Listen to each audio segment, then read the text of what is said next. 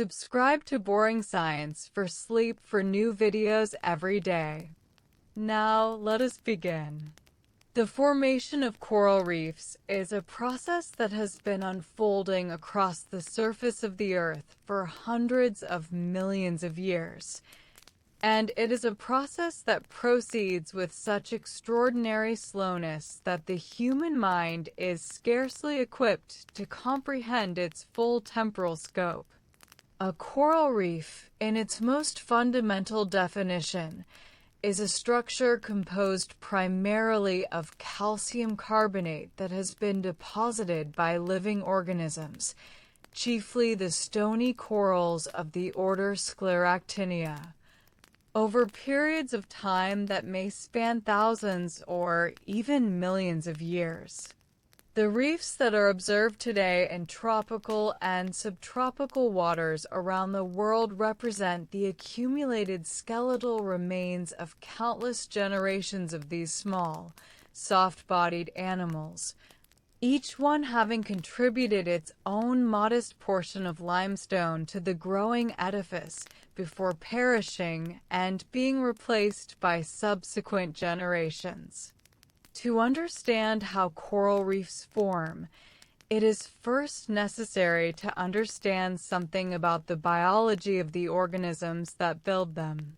Corals belong to the phylum Cnidaria, which also includes jellyfish, sea anemones, and hydroids. Within this phylum, the reef-building corals, sometimes referred to as hermatypic corals, are distinguished by their ability to secrete hard skeletons of calcium carbonate in the crystalline form known as aragonite. Each individual coral animal, called a polyp, is typically quite small, often measuring between 1 and 3 millimeters in diameter, though some species produce polyps that may reach several centimeters across. The polyp itself is a relatively simple organism, consisting of a cylindrical body topped by a ring of tentacles that surrounds a central mouth, which serves as both the entrance for food and the exit for waste material. The process by which a coral polyp constructs its skeleton is known as calcification, and it is a process that has been studied extensively by marine biologists and geochemists over the past several decades. The polyp absorbs calcium ions and bicarbonate ions from the surrounding seawater and transports them to the base of its tissue, where they are combined to form crystals of aragonite. This process requires a considerable expenditure of metabolic energy, and it has been estimated that a coral polyp may devote as much as 30% of its total energy budget to the task of skeleton construction. The rate at which calcium carbonate is deposited varies among species and is influenced by a number of environmental factors, including water temperature, light intensity, and the concentration of dissolved carbon dioxide in the surrounding water. Most reef-building corals are colonial organisms, meaning that a single coral head or colony is composed of many hundreds or thousands of individual polyps that are genetically identical to one another, having been produced through a process of asexual budding from a single founding polyp. When a coral larva, known as a planula, settles onto a suitable hard substrate, it metamorphoses into a single polyp and begins to secrete its calcium carbonate skeleton. This founding polyp then reproduces by budding, producing daughter polyps that remain physically connected to the parent through shared tissue. Over time, through repeated cycles of budding, the colony grows outward and upward, with each new polyp adding its own small contribution to the collective skeleton. The specific pattern of budding varies among species and gives rise to the diverse range of growth forms observed in coral reefs, including branching forms, massive boulder-like forms, plate-like or tabular forms, and encrusting forms that spread across the substrate like a living veneer. One of the most important aspects of reef-building coral biology is the symbiotic relationship that exists between the coral animal and a type of single-celled photosynthetic organism known as a zooxanthella.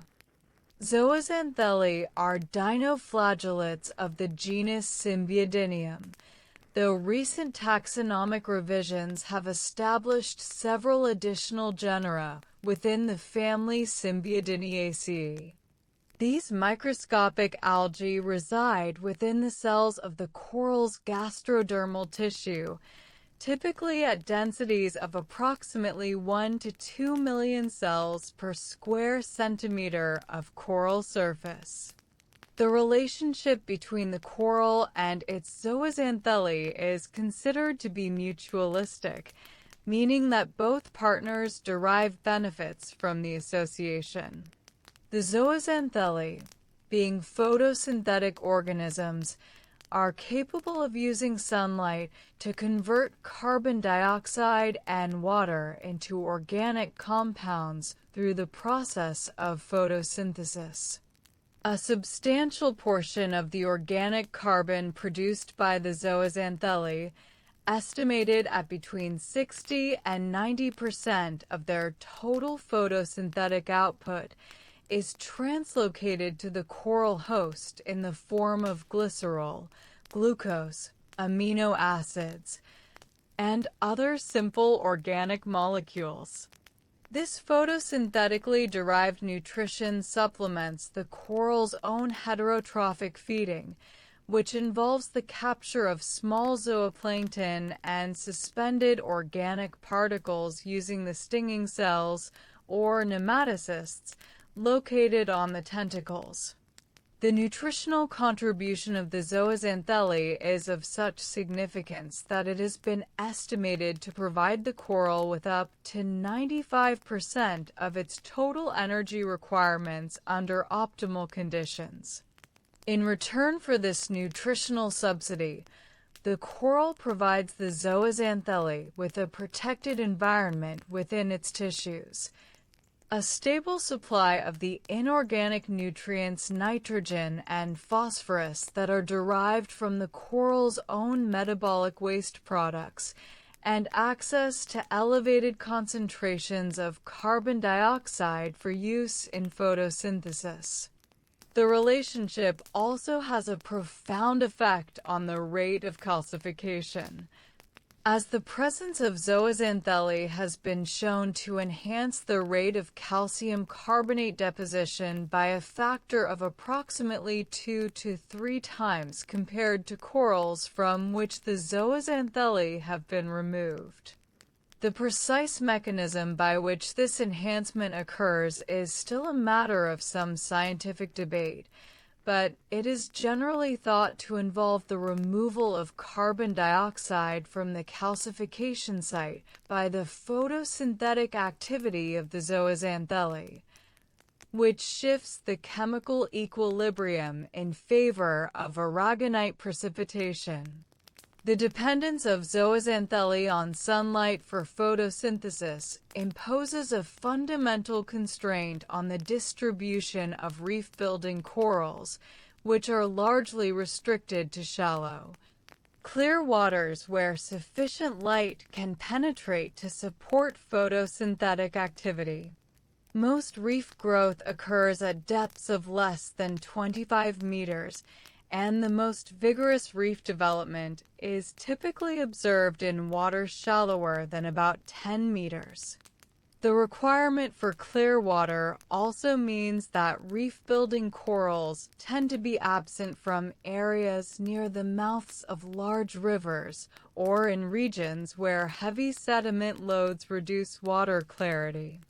Additionally, reef-building corals require water temperatures that generally fall within the range of approximately 20 to 29 degrees Celsius, with optimal growth occurring at temperatures between 23 and 27 degrees Celsius.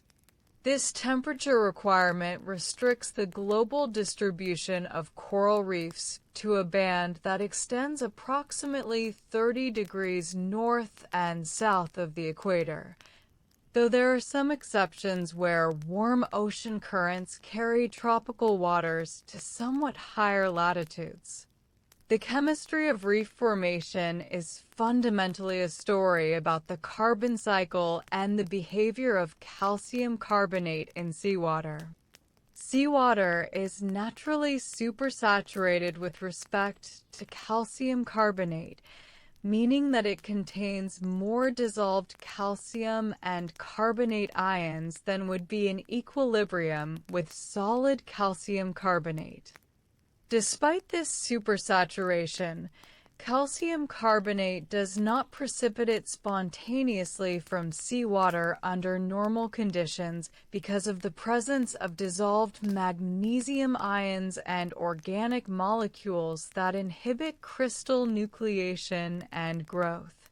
It is the biological activity of coral polyps and other calcifying organisms that overcomes these kinetic barriers and enables the deposition of calcium carbonate in the form of skeletal structures. The chemical reaction that describes the formation of calcium carbonate from seawater can be written as follows. Calcium ions plus carbonate ions yield solid calcium carbonate. However, the actual process is considerably more complex than this simple equation suggests. The coral polyp must actively transport calcium ions from the surrounding seawater to the calcification site, which is located in a thin fluid-filled space between the base of the polyp's tissue and the existing skeleton.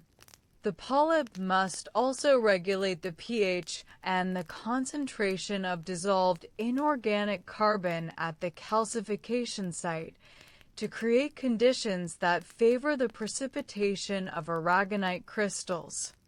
Recent research using microelectrode techniques and isotopic tracers has revealed that the pH at the calcification site is maintained at approximately 8.5 to 9.0, which is significantly higher than the pH of ambient seawater, which typically ranges from about 8.0 to 8.2. This elevation of pH increases the concentration of carbonate ions at the calcification site and thereby promotes the precipitation of aragonite. The saturation state of seawater with respect to aragonite, commonly denoted by the Greek letter omega, is a critical parameter that influences the rate of coral calcification.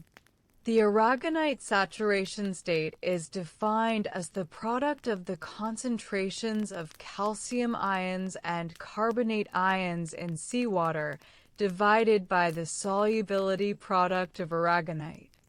In tropical surface waters, the aragonite saturation state typically ranges from about 3.5 to 4.5, indicating that the water is substantially supersaturated with respect to aragonite. As the aragonite saturation state decreases, whether due to ocean acidification or other factors, the rate of coral calcification tends to decline, and below a saturation state of approximately 3.0. Reef accretion may become difficult to sustain. The growth rate of individual coral colonies varies considerably among species and is influenced by a complex interplay of environmental factors. Branching corals, such as species of the genus Acropora, are among the fastest growing corals and may extend their branches at rates of 10 to 15 centimeters per year under favorable conditions. Massive corals, such as species of porites, grow much more slowly, typically adding between 5 and 25 millimeters of skeletal material per year. The growth rate of an entire reef structure, as opposed to individual colonies, is a different and more complex metric, as it must account not only for the rate of calcium carbonate production by living corals, but also for the rate of bioerosion, which is the destruction of reef material by biological agents such as boring sponges, parrotfish, sea urchins, and various species of boring worms and bivalves. The net rate of reef accretion, which is the difference between gross carbonate production and the combined effects of bioerosion and physical erosion, typically falls in the range of 1 to 10 millimeters per year for healthy reefs in the Indo-Pacific and Caribbean regions. This means that a reef structure 10 meters thick may have taken anywhere from 1,000 to 10,000 years to accumulate. Some of the world's largest reef structures, such as the Great Barrier Reef of Australia, which extends over approximately 2,300 kilometers along the northeastern coast of the continent and covers an area of roughly 344,400 square kilometers, have been growing in their present form since the end of the last glacial period, approximately 6,000 to 8,000 years ago, though the underlying reef platforms may be considerably older. The geological history of reef-building organisms and reef structures extends far back into the Paleozoic era and beyond.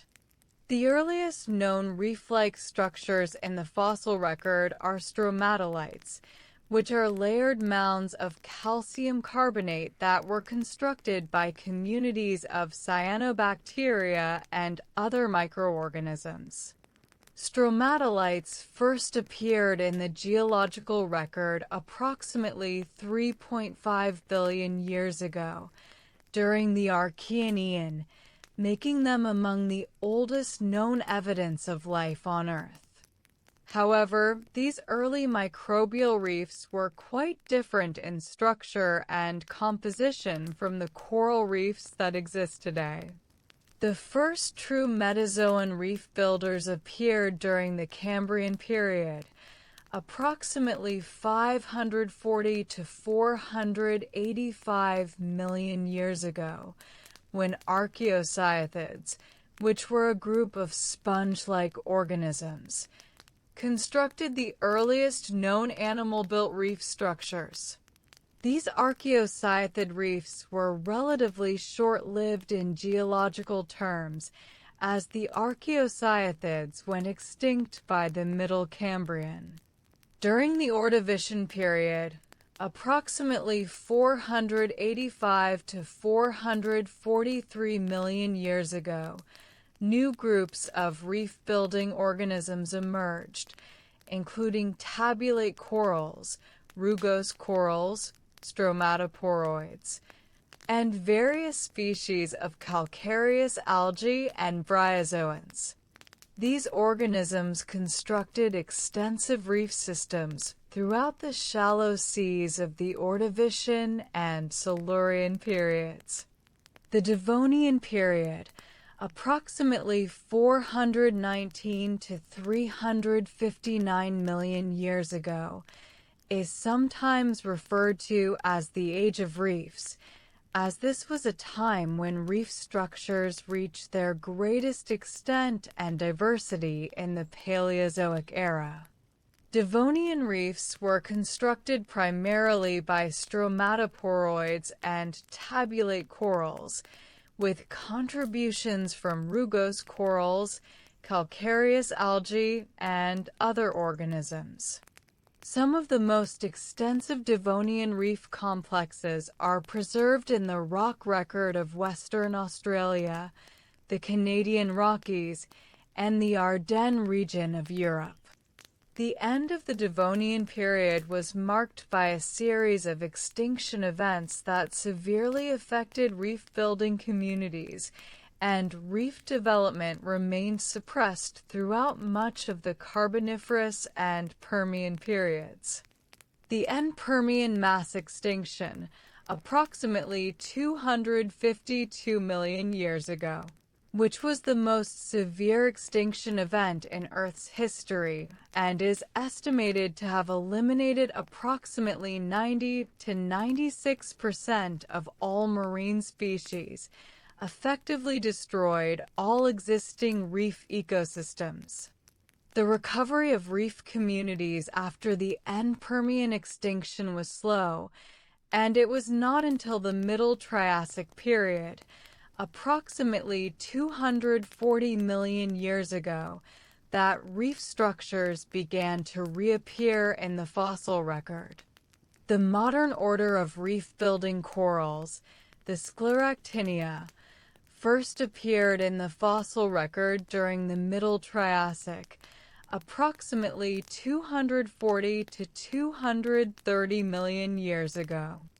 The earliest Scleractinian corals were solitary, non-reef-building forms, but by the late Triassic, colonial Scleractinians had evolved and begun to construct reef structures. The end Triassic mass extinction, approximately 201 million years ago, caused significant disruption to reef communities, but the Scleractinians recovered and became the dominant reef builders during the Jurassic period. Throughout the Jurassic and Cretaceous periods, Scleractinian corals, along with rudist bivalves, calcareous algae, and other organisms, constructed extensive reef systems in the warm, shallow seas that covered large portions of what are now the continents of Europe, North America, and the Middle East. The end Cretaceous mass extinction, approximately 66 million years ago, which was caused by the impact of a large asteroid and associated volcanic activity, caused significant disruption to reef communities.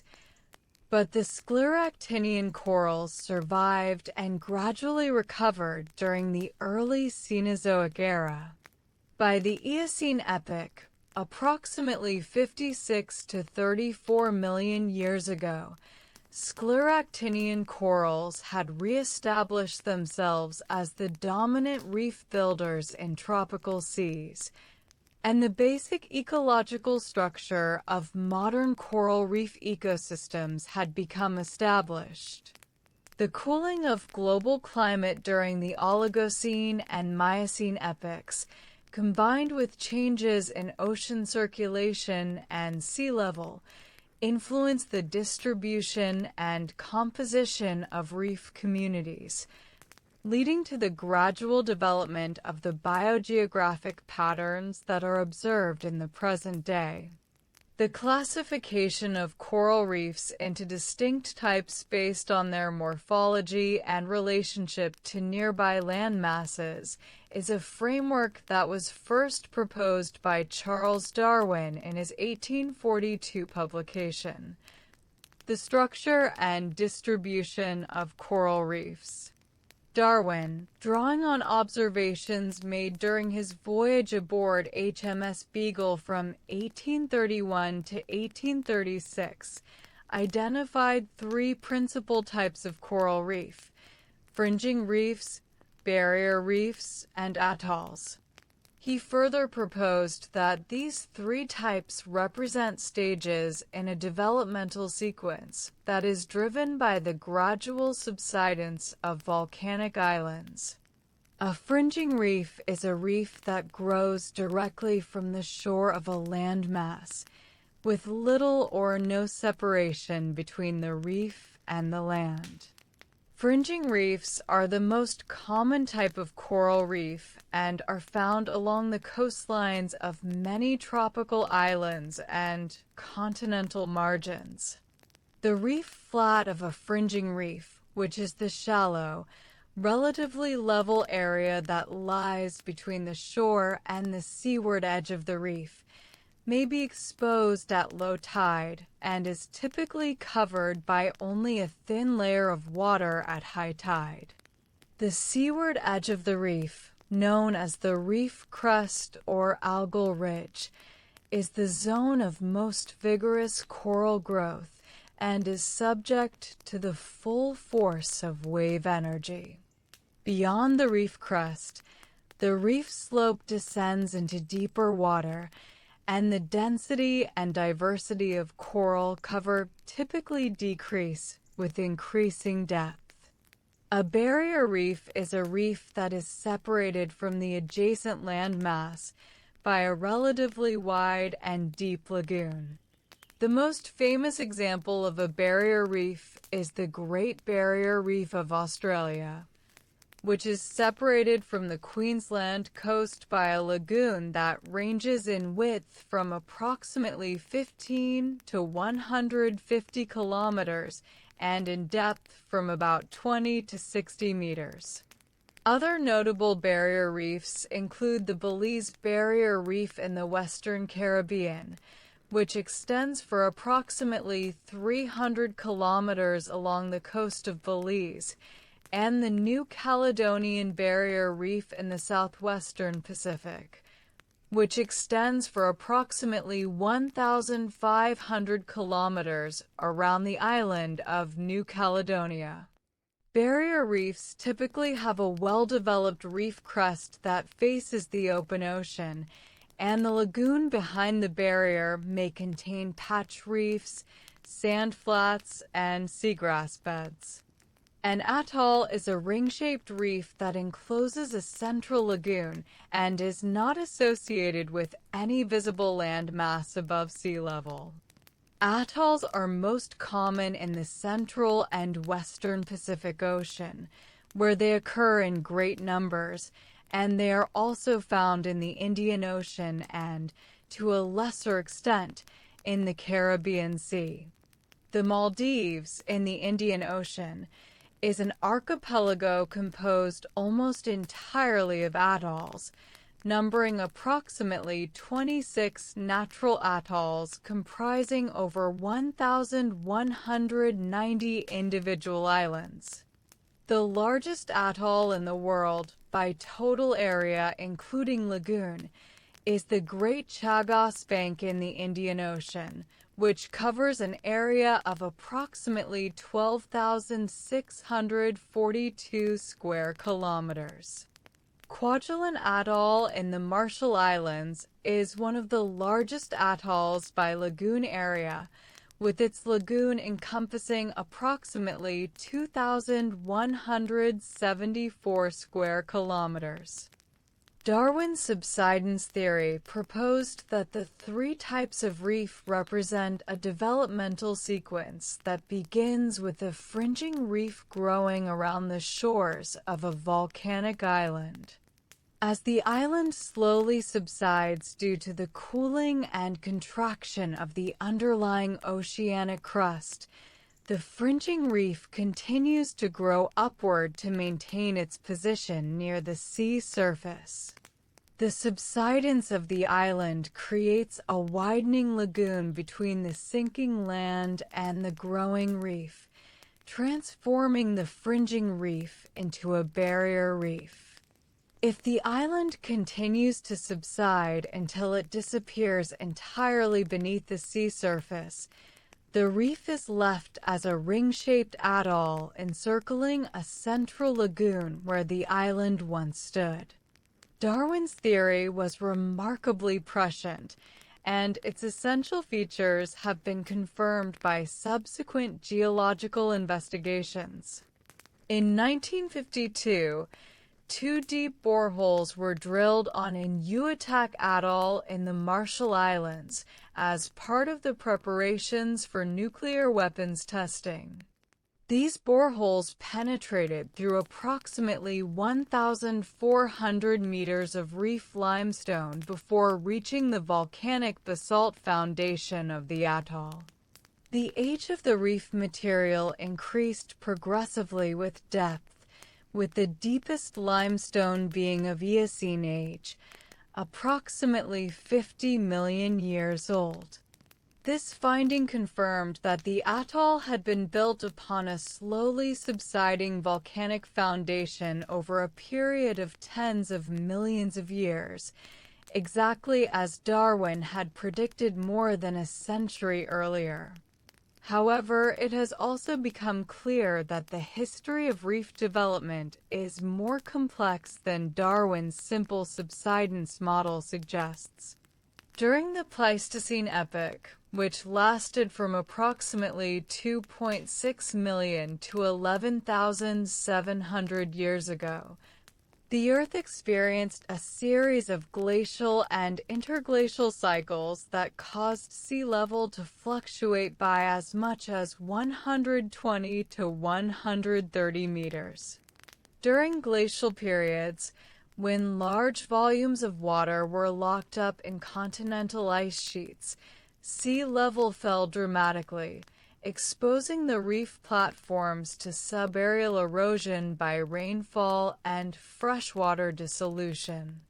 The exposed reef limestone was subject to karstification, a process in which slightly acidic rainwater dissolves the calcium carbonate, creating sinkholes, caves, and other dissolution features. When sea level rose again during interglacial periods, the submerged reef platforms provided foundations upon which new reef growth could be established. This cyclical pattern of reef growth during high sea level stands, followed by exposure and erosion during low sea level stands, has resulted in a complex stratigraphy in which modern reef structures are often built upon the eroded remnants of older reef formations. Seismic surveys and drilling programs on the Great Barrier Reef, for example, have revealed that the modern reef sits atop a series of older reef platforms that date back through multiple glacial interglacial cycles. The modern living reef, which has been growing since the most recent post-glacial rise in sea level, is typically between 6,000 and 8,000 years old and is generally less than 20 meters thick.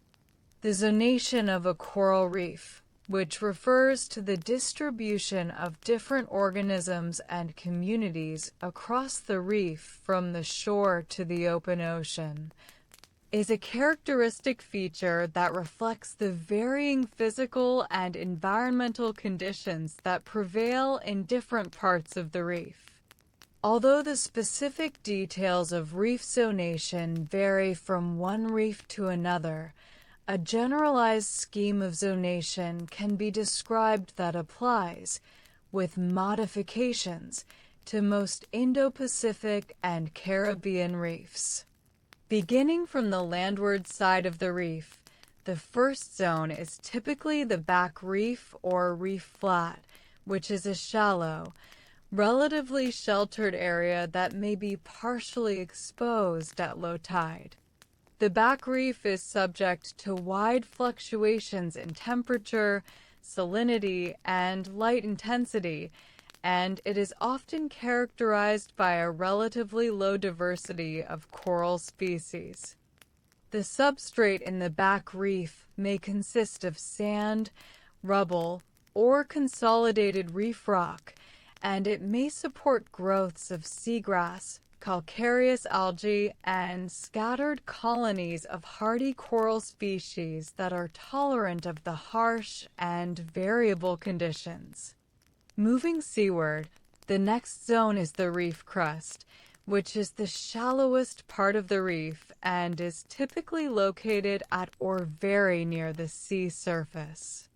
The reef crust is the zone of highest wave energy, and it is often dominated by encrusting coralline algae and robust coral species that can withstand the constant pounding of waves. In many reefs, the reef crust is capped by a ridge of coralline algae known as the algal ridge, which is built up by the encrusting growth of calcareous red algae of the family Corallinaceae.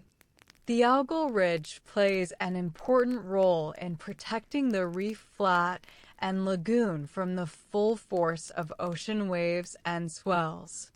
Beyond the reef crust, the reef front or forereef slopes downward into deeper water. The upper portion of the forereef, from the reef crust to a depth of approximately 10 to 15 meters, is often the zone of greatest coral diversity and cover. This zone, sometimes called the spur and groove zone, is characterized by alternating ridges of coral growth, known as spurs, and channels of sand, known as grooves, that are oriented perpendicular to the reef crust and serve to channel wave energy and sediment off the reef face. The spurs may extend seaward for distances of 10 to 100 meters and may be separated by grooves that are 1 to 5 meters wide. As depth increases along the forereef, the composition of the coral community changes in response to decreasing light intensity and wave energy. At depths of 15 to 30 meters, massive and plate-like coral growth forms tend to become more prevalent, as these forms are more efficient at capturing the reduced light that penetrates to these depths. The plate-like growth form, in which the coral colony spreads out horizontally like a broad, flat disc, is an adaptation that maximizes the surface area of the colony that is exposed to the available light. At depths below approximately 30 to 40 meters, coral cover generally decreases markedly, and the community transitions to one dominated by sponges, gorgonians, and other organisms that do not depend on photosynthetic symbionts for their nutrition. The deep forereef, below approximately 60 meters, transitions into the mesophotic zone, where specialized coral communities adapted to very low light conditions may persist down to depths of approximately 150 meters. These mesophotic coral ecosystems are characterized by plate-like and foliose coral growth forms and by a distinct community of associated organisms. The mesophotic zone has received increasing scientific attention in recent years, as it has been suggested that these deep reef communities may serve as refugia for shallow water species that are affected by disturbances such as coral bleaching and storm damage. The lagoon, which is the body of water enclosed or partially enclosed by the reef, represents another distinct zone within the reef system. Lagoon depth and size vary enormously, from the narrow, shallow lagoons of fringing reefs to the vast, deep lagoons of large barrier reefs and atolls. The floor of the lagoon is typically composed of fine sediment derived from the breakdown of reef material, and it may support patch reefs, which are isolated outcrops of coral growth that rise from the lagoon floor. The lagoon environment is generally characterized by reduced wave energy, higher temperatures, and sometimes elevated salinity compared to the open ocean. And the coral communities found in lagoons tend to differ in species composition from those found on the exposed reef front. The construction of a coral reef is not solely the work of stony corals. A reef is more accurately described as the product of a community of calcifying organisms, of which stony corals are the most important, but by no means the only contributors. Coralline algae, which are red algae that deposit calcium carbonate within their cell walls, play a critical role in reef construction by cementing together the framework created by corals and by building up the reef crust and algal ridge. It has been estimated that coralline algae may contribute as much as 20 to 30% of the total calcium carbonate production on some reefs. Other important contributors to reef construction include the calcareous green algae of the genus Holymeta, which produce small, calcified segments that accumulate on the reef and in the lagoon, sometimes forming extensive deposits of Holymeta sand and gravel. Foraminifera, which are single-celled organisms that construct tiny shells of calcium carbonate, are also significant producers of reef sediment, and their accumulated shells may constitute a substantial fraction of the sand found on reef flats and beaches. Mollusks, echinoderms, bryozoans, and tube-building worms also contribute calcium carbonate to the reef structure, though generally in smaller quantities than corals and coralline algae. The process of reef cementation, in which the loose framework of coral skeletons and other biogenic material is consolidated into solid reef rock, is an important and often overlooked aspect of reef formation. Cementation occurs through the precipitation of calcium carbonate in the pore spaces between and within skeletal elements. This precipitation may be mediated by the metabolic activity of endolithic microorganisms, which are bacteria, algae, and fungi that bore into and inhabit the interior of reef rock. The cementation process helps to strengthen the reef framework and makes it more resistant to physical erosion by waves and storms. Bioerosion, the biological destruction of reef material, is the counterpart to reef construction and plays a crucial role in determining the net growth rate of a reef. Bioerosion is carried out by a diverse array of organisms, including boring sponges of the genus Cleona, which chemically dissolve their way into the reef framework, boring bivalves and sipunculid worms, which mechanically excavate tunnels and chambers within the reef rock, parrotfish, which use their beak-like jaws to bite off chunks of coral and reef rock, digesting the organic material and excreting the calcium carbonate as fine sand, and sea urchins, particularly species of the genus Diadema, which rasp the reef surface with their tooth-like structures to feed on endolithic algae, removing quantities of reef material in the process.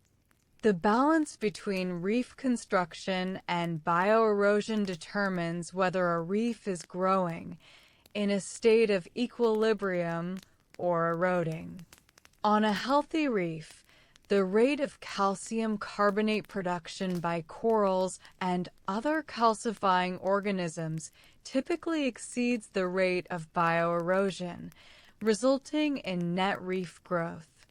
However, when the health of the reef community is compromised, for example by coral bleaching, disease, or pollution, the rate of calcification may decline while the rate of bioerosion remains unchanged or even increases, leading to a situation in which the reef is being destroyed faster than it is being built. The carbonate budget of a coral reef is a quantitative assessment of the balance between carbonate production and carbonate removal processes. Studies of carbonate budgets on reefs around the world have revealed a wide range of values, from strongly positive budgets on healthy, high coral cover reefs to neutral or even negative budgets on degraded reefs. A comprehensive study of Caribbean reefs published in 2013 found that the average carbonate budget had declined from approximately 3.5 kilograms of calcium carbonate per square meter per year in the 1970s to approximately 0.5 kilograms per square meter per year by the 2010s, reflecting the widespread decline in coral cover that has occurred in the Caribbean over recent decades. The relationship between coral reefs and sea level is one of the most important and interesting aspects of reef geology. Because reef-building corals require access to sunlight for their zooxanthellae, they cannot grow in water that is deeper than approximately 40 to 60 meters, and the most vigorous growth occurs in water shallower than about 10 meters. This means that the upward growth of a reef is ultimately limited by sea level, and a reef that has grown to the sea surface can only continue to expand laterally. The concept of the keep up, catch up, and give up reef was introduced by researchers to describe the different ways in which reefs have responded to rising sea level during post-glacial transgressions. Keep up reefs are those that have maintained their position at or near the sea surface throughout the period of rising sea level, growing upward at a rate that matches or exceeds the rate of sea level rise. Catch-up reefs are those that initially fell behind the rising sea level, growing at a rate slower than the rate of sea level rise, but subsequently caught up when the rate of sea level rise slowed or ceased. Give-up reefs are those that were unable to keep pace with rising sea level and were eventually drowned, left behind as submerged reef terraces at depths below the photic zone. The response of coral reefs to changes in sea level during the Quaternary period provides important insights into the potential impacts of future sea level rise on reef systems. During the last glacial maximum, approximately 20,000 years ago, sea level was approximately 120 to 130 meters lower than it is today, and the reef platforms that are now submerged in shallow tropical waters were exposed as dry land. The postglacial rise in sea level, which began approximately 18,000 years ago and continued until about 6,000 years ago, flooded these platforms and provided the substrate upon which the modern reef structures were established. The rate of postglacial sea level rise was not constant but varied over time, with periods of relatively rapid rise alternating with periods of slower rise, or even temporary standstills. During the most rapid phase of sea level rise, known as Meltwater Pulse 1A, which occurred approximately 14,600 years ago, sea level rose by approximately 16 to 24 meters over a period of about 300 to 500 years, equivalent to a rate of approximately 40 to 50 millimeters per year. This rate of rise was considerably faster than the maximum rate of upward reef growth, which is typically about 10 to 15 millimeters per year for the fastest growing reef communities, and many reefs were drowned during this period. The physical environment in which a coral reef develops exerts a profound influence on the character and morphology of the reef. Water temperature is perhaps the most fundamental environmental parameter, as it controls the metabolic rate of the coral polyps and their zooxanthellae, and thereby influences the rate of calcification and reef growth. The optimal temperature range for most reef-building corals is between approximately 23 and 29 degrees Celsius, and corals experience physiological stress when water temperatures rise above approximately 30 to 31 degrees Celsius or fall below approximately 18 degrees Celsius. Prolonged exposure to temperatures even 1 to 2 degrees above the normal summer maximum can trigger coral bleaching, a stress response in which the coral expels its zooxanthellae, losing its color and its primary source of nutrition. Light is another critical environmental factor, as it drives the photosynthesis of the zooxanthellae and thereby supports the enhanced calcification rates that are characteristic of reef-building corals. The intensity and spectral quality of light change with depth in the ocean, as water absorbs and scatters different wavelengths of light at different rates. Red light is absorbed most rapidly, with virtually all red light being absorbed within the upper 10 meters of the water column. Blue light penetrates the deepest, which is why the underwater environment appears increasingly blue with depth. The depth to which sufficient light penetrates to support coral growth, known as the compensation depth, varies depending on water clarity, but is typically between 40 and 100 meters in clear tropical waters.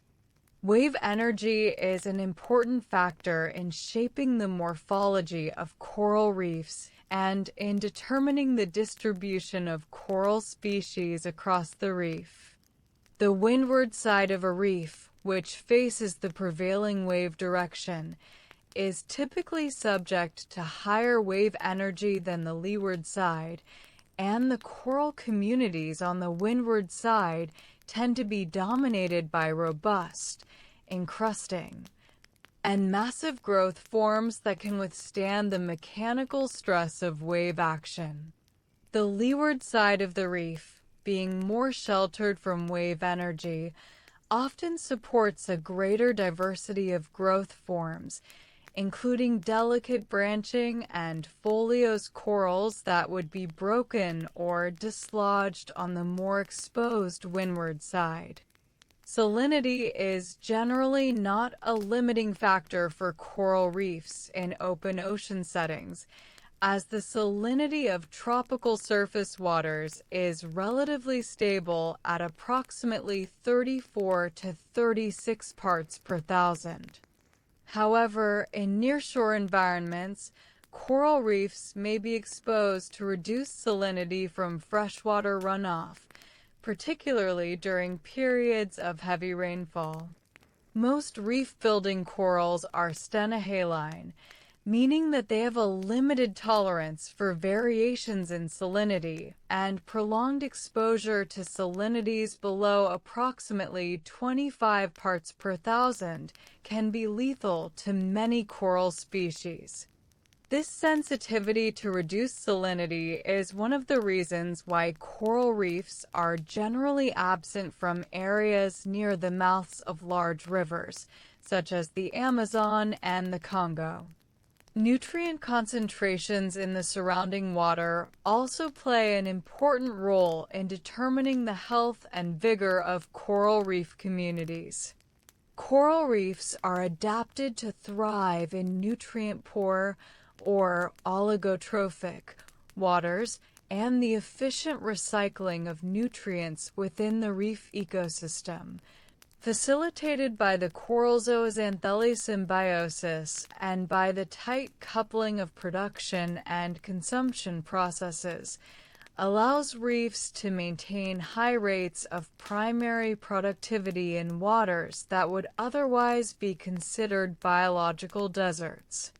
This paradox, which was first noted by Charles Darwin and is sometimes referred to as Darwin's paradox or the reef eutrophication paradox, has been the subject of considerable scientific inquiry. When nutrient concentrations in the water increase, a condition known as eutrophication, the competitive balance on the reef tends to shift in favor of macroalgae and other fast-growing organisms that can take rapid advantage of the increased nutrient supply. Elevated nutrient levels can stimulate the growth of fleshy macroalgae, which compete with corals for space on the reef substrate and can overgrow and smother coral colonies. Additionally, elevated nutrient concentrations can promote the growth of phytoplankton in the water column, reducing water clarity and decreasing the amount of light available to the zooxanthellae. For these reasons, nutrient enrichment from agricultural runoff, sewage discharge, and other anthropogenic sources is considered to be one of the significant threats to coral reef health. The biodiversity of coral reef ecosystems is extraordinarily high, and coral reefs are often described as the rainforests of the sea. Although coral reefs cover less than 0.1% of the total area of the world's oceans, they are estimated to harbor approximately 25% of all marine species. The total number of species associated with coral reef ecosystems worldwide has been estimated at between 1 and 9 million, though many of these remain undiscovered and undescribed by science. The Indo-Pacific region, and particularly the area known as the Coral Triangle, which encompasses the waters of Indonesia, Malaysia, Papua New Guinea, the Philippines, the Solomon Islands, and Timor-Leste, is the global center of coral reef biodiversity, with over 600 species of reef-building coral and thousands of species of reef-associated fish, invertebrates, and other organisms. The high biodiversity of coral reefs is thought to be maintained by a combination of factors, including the structural complexity of the reef habitat, which provides a multitude of microhabitats and niches for different organisms. The high rates of primary productivity supported by the coral zooxanthellae symbiosis, the long evolutionary history of reef ecosystems, which has allowed ample time for speciation and the accumulation of species diversity, and the relative stability of the tropical marine environment, which has permitted the survival and coexistence of large numbers of species. The three-dimensional structure of a coral reef, with its countless crevices, caves, overhangs, and channels, provides shelter and foraging habitat for an enormous variety of organisms, from microscopic bacteria and protists to large predatory fish and sea turtles. The ecological interactions that occur on a coral reef are complex and numerous, involving competition, predation, herbivory, mutualism, commensalism, and parasitism among the thousands of species that inhabit the reef. Competition for space on the reef substrate is one of the most important ecological processes, as the availability of suitable hard substrate for attachment and growth is a limiting resource for many reef organisms. Corals compete with one another and with other sessile organisms, such as sponges, ascidians, and macroalgae, for access to light and substrate. Some coral species are capable of exerting aggressive competitive behaviors, such as extending mesenterial filaments, which are digestive structures, onto neighboring colonies and digesting the tissue of the competitor, or deploying elongated sweeper tentacles armed with potent nematocysts that can damage or kill adjacent organisms. Herbivory is another key ecological process on coral reefs, and herbivorous fish and invertebrates play a critical role in controlling the growth of macroalgae and thereby maintaining conditions that favor coral recruitment and growth.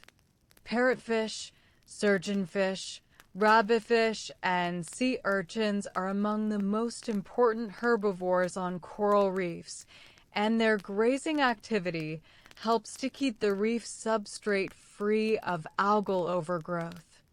The importance of herbivory in maintaining reef health was dramatically illustrated by the mass mortality of the long-spined sea urchin Diadema antillarum in the Caribbean in 1983 and 1984. The die-off, which was caused by an unidentified pathogen and killed approximately 97% of the Diadema population throughout the Caribbean, was followed by a rapid increase in macroalgal cover on many Caribbean reefs, contributing to a widespread shift from coral-dominated to algae-dominated states that has persisted on many reefs to the present day. The phenomenon of coral bleaching, which has been mentioned briefly in the context of temperature stress, is one of the most significant threats to coral reef ecosystems in the current era of rapid climate change.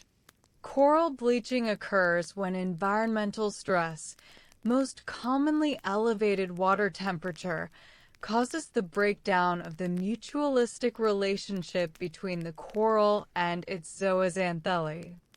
Under stress, the zooxanthellae may become damaged or dysfunctional, producing reactive oxygen species that are harmful to both the algal cells and the coral host tissue. In response, the coral expels the zooxanthellae from its tissues, a process that results in the loss of the pigmented algal cells and the consequent whitening or bleaching of the coral colony. As the white calcium carbonate skeleton becomes visible through the now transparent tissue. If the stress event is mild and of short duration, the coral may be able to reacquire zooxanthellae and recover. However, if the stress is severe or prolonged, the coral may die, as it is unable to meet its metabolic energy requirements without the nutritional contribution of its zooxanthellae. Mass bleaching events, in which large areas of reef are affected simultaneously, have become increasingly frequent and severe in recent decades as global ocean temperatures have risen in response to anthropogenic greenhouse gas emissions. The first recognized global mass bleaching event occurred in 1998, when an unusually strong El Niño event caused elevated sea surface temperatures across much of the tropics. It has been estimated that the 1998 bleaching event caused the loss of approximately 16% of the world's coral reefs. Subsequent global mass bleaching events occurred in 2010, 2014 through 2017, and 2020, with the 2014 to 2017 event being the longest and most widespread on record, affecting reefs across the Pacific, Indian, and Atlantic Oceans over a period of approximately 36 months. Ocean acidification, which is the decrease in the pH of seawater caused by the absorption of anthropogenic carbon dioxide from the atmosphere, represents another significant threat to coral reef ecosystems.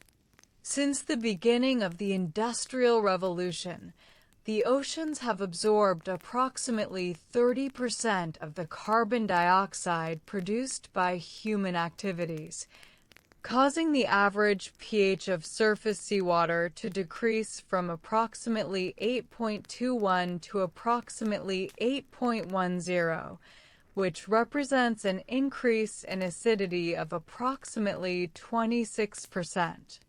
As the pH of seawater decreases, the concentration of carbonate ions also decreases, reducing the aragonite saturation state and making it more difficult for corals and other calcifying organisms to build their skeletons. Laboratory and field studies have shown that many coral species exhibit reduced calcification rates under elevated carbon dioxide conditions, and some studies have projected that coral reefs may transition from a state of net accretion to a state of net erosion if atmospheric carbon dioxide concentrations continue to rise. The combined effects of ocean warming and ocean acidification, together with a suite of local stressors including overfishing, destructive fishing practices, coastal development, sedimentation, and nutrient pollution, have caused a significant decline in the health and extent of coral reef ecosystems around the world. It has been estimated that approximately 50% of the world's coral reefs have been lost since the 1950s, and projections suggest that, under current trends, as much as 70 to 90% of existing coral reefs may be lost by the middle of the 21st century if global greenhouse gas emissions are not substantially reduced. The ecological and economic importance of coral reefs is difficult to overstate. Coral reefs provide critical habitat for a vast number of marine species, many of which are of direct importance to human populations through fisheries.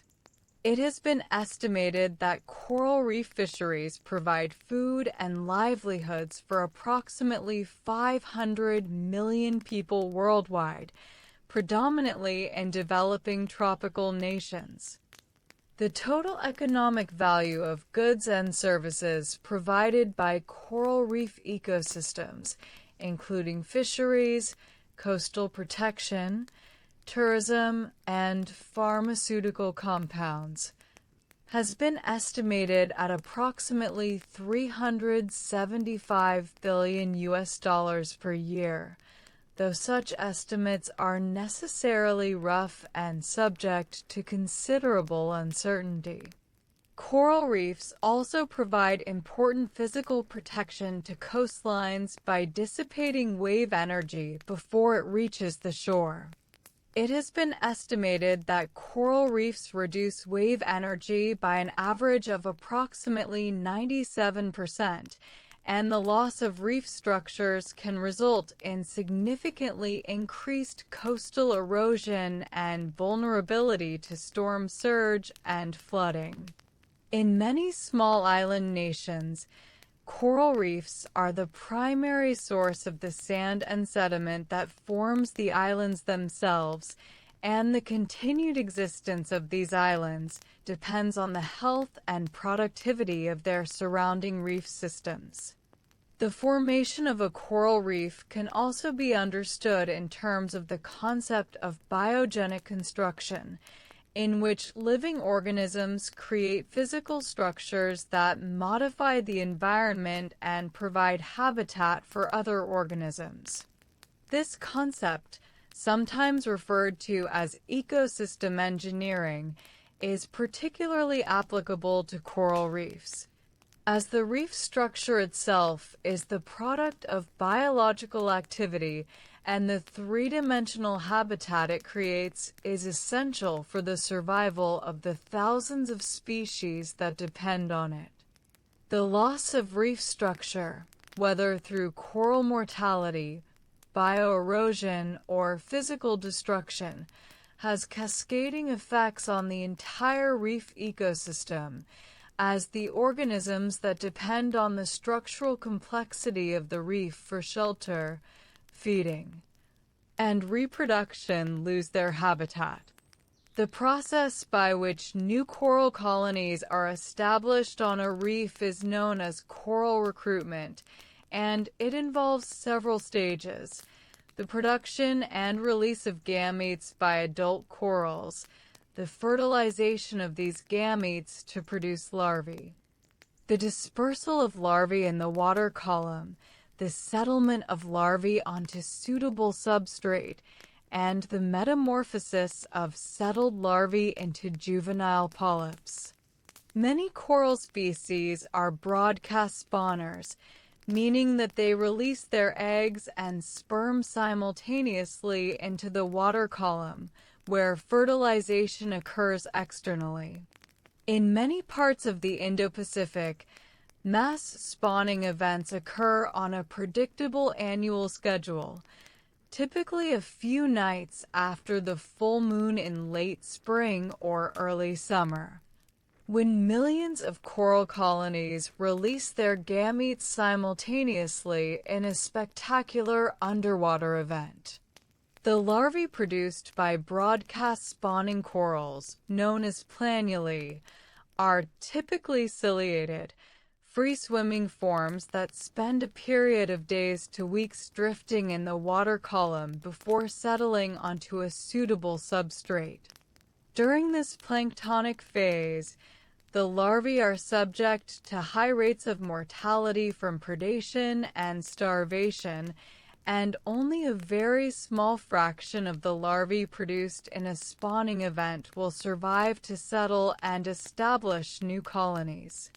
The settlement of coral larvae is influenced by a variety of physical and chemical cues, including the presence of crustose coralline algae, which produce chemical compounds that stimulate larval settlement, and the absence of sediment or macroalgal cover, which can inhibit settlement and post-settlement survival. Once a coral larva has settled and metamorphosed into a juvenile polyp, it must survive a period of high vulnerability during which it is small, slow-growing, and susceptible to predation, overgrowth by competitors, and burial by sediment.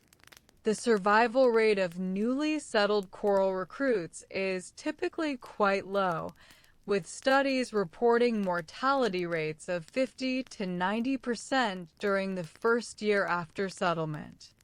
Those recruits that do survive must grow large enough to escape the most vulnerable size classes before they can begin to make a significant contribution to reef construction.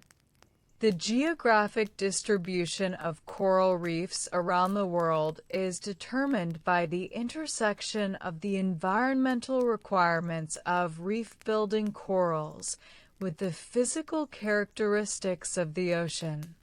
The most extensive reef development occurs in the Indo-Pacific region, which extends from the Red Sea and the east coast of Africa across the Indian Ocean, through Southeast Asia and the Western Pacific to the islands of Polynesia.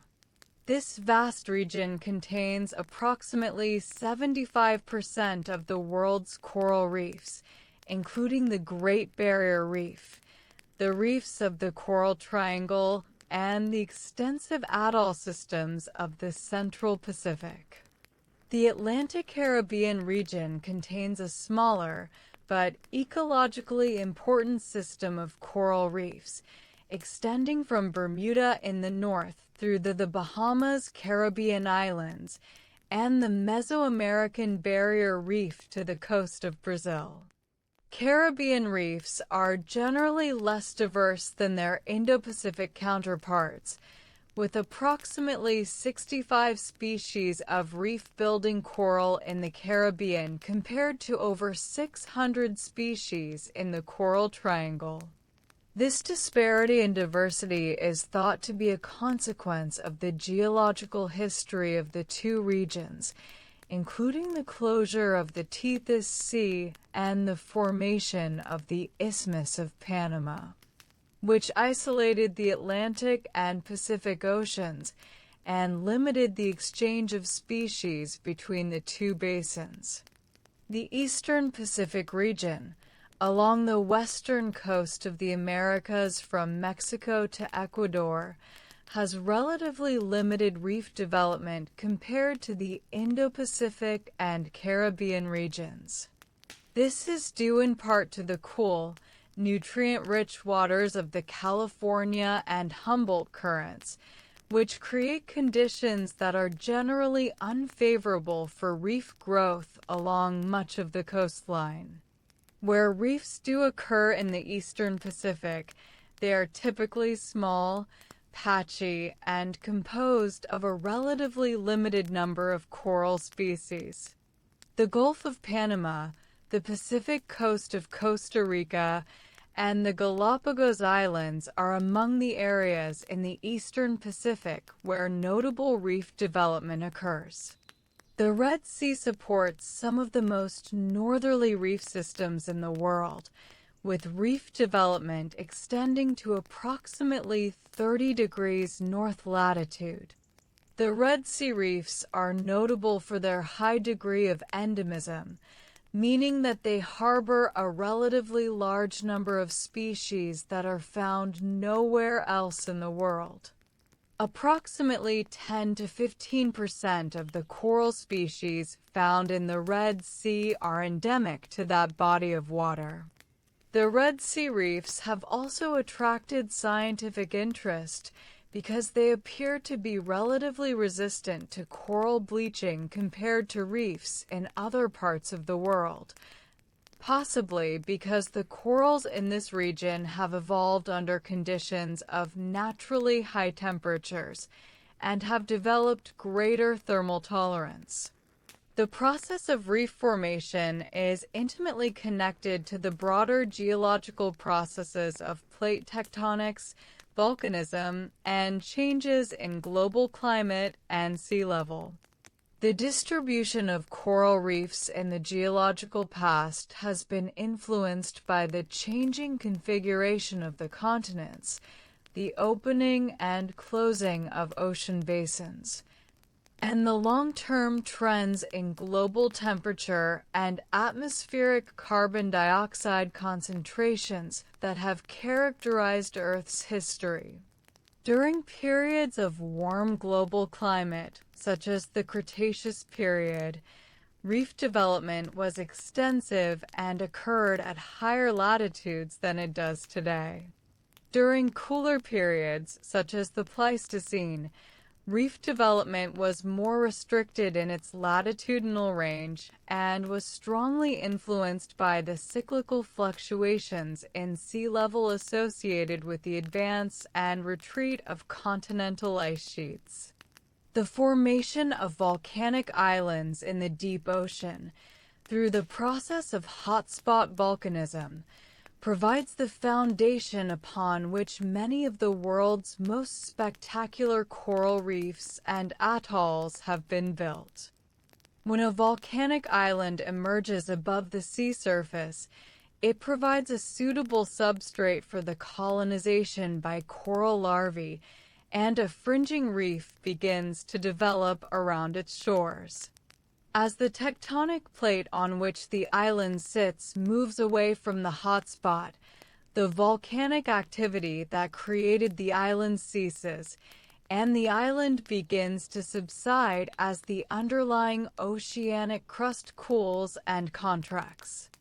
The Hawaiian island chain is a classic example of this process, with the youngest and most volcanically active island, Hawaii, located at the southeastern end of the chain, directly over the hotspot, and progressively older and more deeply eroded islands extending to the northwest, culminating in the submerged atolls and seamounts of the northwestern Hawaiian Islands and the Emperor Seamount chain. The role of coral reefs in the global carbon cycle is a topic of ongoing scientific research and some debate. On one hand, the process of calcification by corals and other reef organisms removes dissolved carbon from seawater and sequesters it in the form of solid calcium carbonate. On the other hand, the chemical reaction of calcification actually releases carbon dioxide, as the formation of 1 mole of calcium carbonate from calcium and bicarbonate ions produces 1 mole of carbon dioxide. This means that, on a short-term basis, coral reef calcification is a source of carbon dioxide to the atmosphere rather than a sink. Over geological timescales, however, the accumulation of reef limestone represents a significant reservoir of carbon that is effectively removed from the active carbon cycle for millions of years. The dissolution of reef limestone, which occurs when the waters surrounding the reef become undersaturated with respect to calcium carbonate, is the reverse of the calcification process and consumes carbon dioxide. The balance between calcification and dissolution on a reef determines whether the reef is a net source or a net sink of carbon dioxide. In the context of ocean acidification, it is expected that increasing dissolution of reef material will partially offset the carbon dioxide release from calcification. But the overall effect of these changes on reef carbon cycling remains uncertain and is the subject of active research. The formation of a coral reef also involves complex interactions between the reef and the hydrodynamic environment. The shape and structure of the reef influence the patterns of water flow across and around the reef, which in turn affect the delivery of food, nutrients, and larvae to the reef community, the removal of waste products and sediment, and the dispersal of gametes and larvae to other reef areas. The friction created by the rough surface of the reef slows down the flow of water across the reef flat, creating a boundary layer in which nutrients and dissolved gases may become depleted or enriched relative to the open ocean. The channels, canyons, and passes that cut through the reef allow tidal currents to flow between the lagoon and the open ocean, facilitating the exchange of water and the maintenance of water quality within the lagoon. The study of coral reefs has a long and distinguished history in the natural sciences, dating back at least to Darwin's observations during the voyage of the Beagle and his subsequent development of the subsidence theory of atoll formation.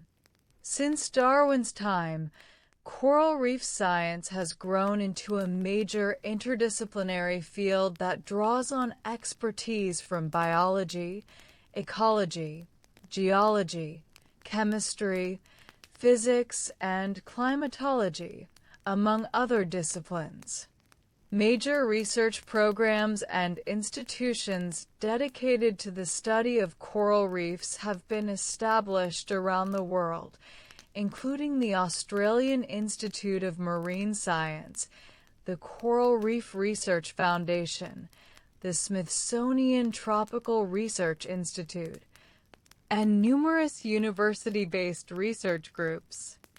The development of new technologies, including underwater photography and videography, remote sensing from aircraft and satellites, acoustic and seismic survey methods, advanced diving equipment including closed-circuit rebreathers, autonomous underwater vehicles, and sophisticated chemical and molecular analytical techniques has greatly expanded the ability of scientists to observe, measure, and understand the processes that govern reef formation, growth, and decline. Satellite-based remote sensing, in particular, has revolutionized the study of coral reefs by enabling the mapping and monitoring of reef extent, condition, and change over large spatial scales and over time. The calcium carbonate that comprises the bulk of a coral reef exists in two principal crystalline forms, aragonite and calcite. Aragonite, which is the form deposited by scleractinian corals, is a denser and less thermodynamically stable polymorph of calcium carbonate, meaning that it is more soluble than calcite under the same conditions of temperature and pressure. Calcite is deposited by some other reef organisms, including certain species of coralline algae, echinoderms, and foraminifera. The differing solubilities of aragonite and calcite have important implications for the preservation of reef material in the geological record, as aragonite tends to be preferentially dissolved during diagenesis, the process by which sediment is converted to rock over geological timescales. The diagenesis of reef limestone involves a complex series of chemical and physical changes that transform the original biogenic sediment into consolidated rock. These changes include the dissolution of aragonite and its reprecipitation as calcite, the cementation of pore spaces by precipitated carbonate minerals, the compaction of the sediment under the weight of overlying material, and the replacement of original skeletal material by other minerals. The study of reef diagenesis provides important information about the history of the reef and the environmental conditions that prevailed during and after its formation. The concept of the coral reef as a self-sustaining ecosystem that thrives in nutrient-poor waters has fascinated scientists since Darwin first observed the apparent paradox of high biological productivity in oligotrophic tropical seas. Several mechanisms have been identified that help to explain this paradox.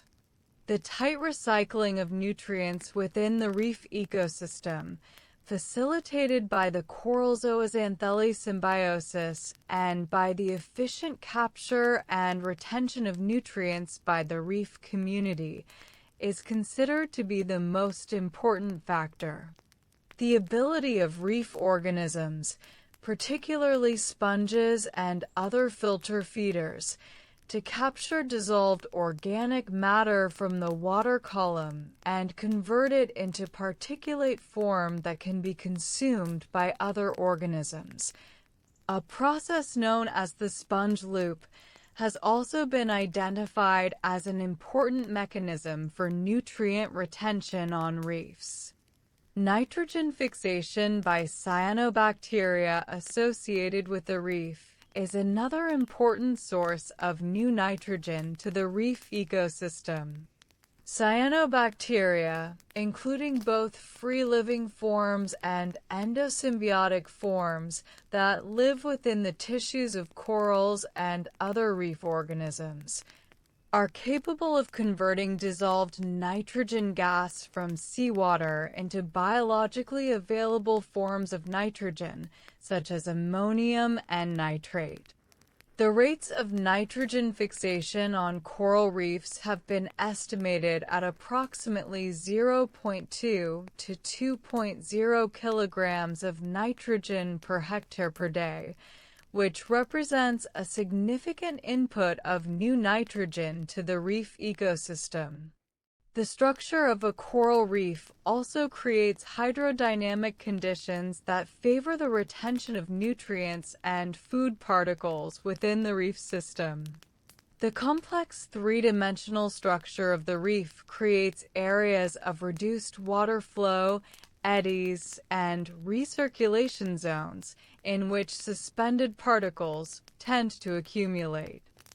The interaction between waves and the reef structure also creates a pumping mechanism that drives water through the porous reef framework, delivering dissolved nutrients to the organisms that inhabit the interior of the reef and removing waste products. The interactions between coral reefs and adjacent marine ecosystems, including seagrass beds, mangrove forests, and the open ocean, are important for the functioning and resilience of reef systems. Seagrass beds, which are often found in the shallow waters of reef lagoons and back reef areas, provide important nursery habitat for many species of reef fish and invertebrates. Mangrove forests, which grow along tropical and subtropical coastlines, serve a similar nursery function and also help to trap sediment and filter nutrients from terrestrial runoff before they reach the reef.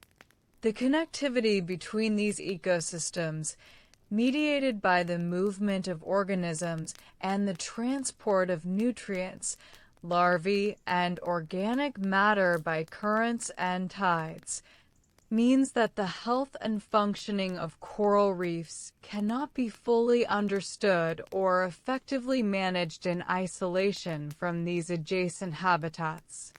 The geological record of coral reefs provides valuable information about past environmental conditions and climate change. The calcium carbonate skeletons of corals contain chemical and isotopic signatures that can be used as proxies for past environmental conditions, including water temperature, salinity, pH, and nutrient concentrations. Coral skeletal records have been used to reconstruct sea surface temperatures, rainfall patterns, and ocean circulation changes extending back several centuries and, in some cases, several millennia, providing important context for understanding current and future climate change. The growth bands that are visible in the cross-sections of massive coral skeletons, analogous to the annual rings of trees, provide a chronological framework for these paleo-environmental reconstructions. These growth bands reflect the seasonal variation in calcification rate that results from changes in water temperature and light intensity over the course of the year. By measuring the width and chemical composition of individual growth bands, scientists can reconstruct year-by-year records of environmental conditions at the reef site. Coral skeletal records from the Great Barrier Reef, for example, have been used to reconstruct sea surface temperatures for the past 400 years and have provided evidence for a significant warming trend since the middle of the 20th century. The formation of coral reefs is, in the final analysis, a process of extraordinary patience and persistence.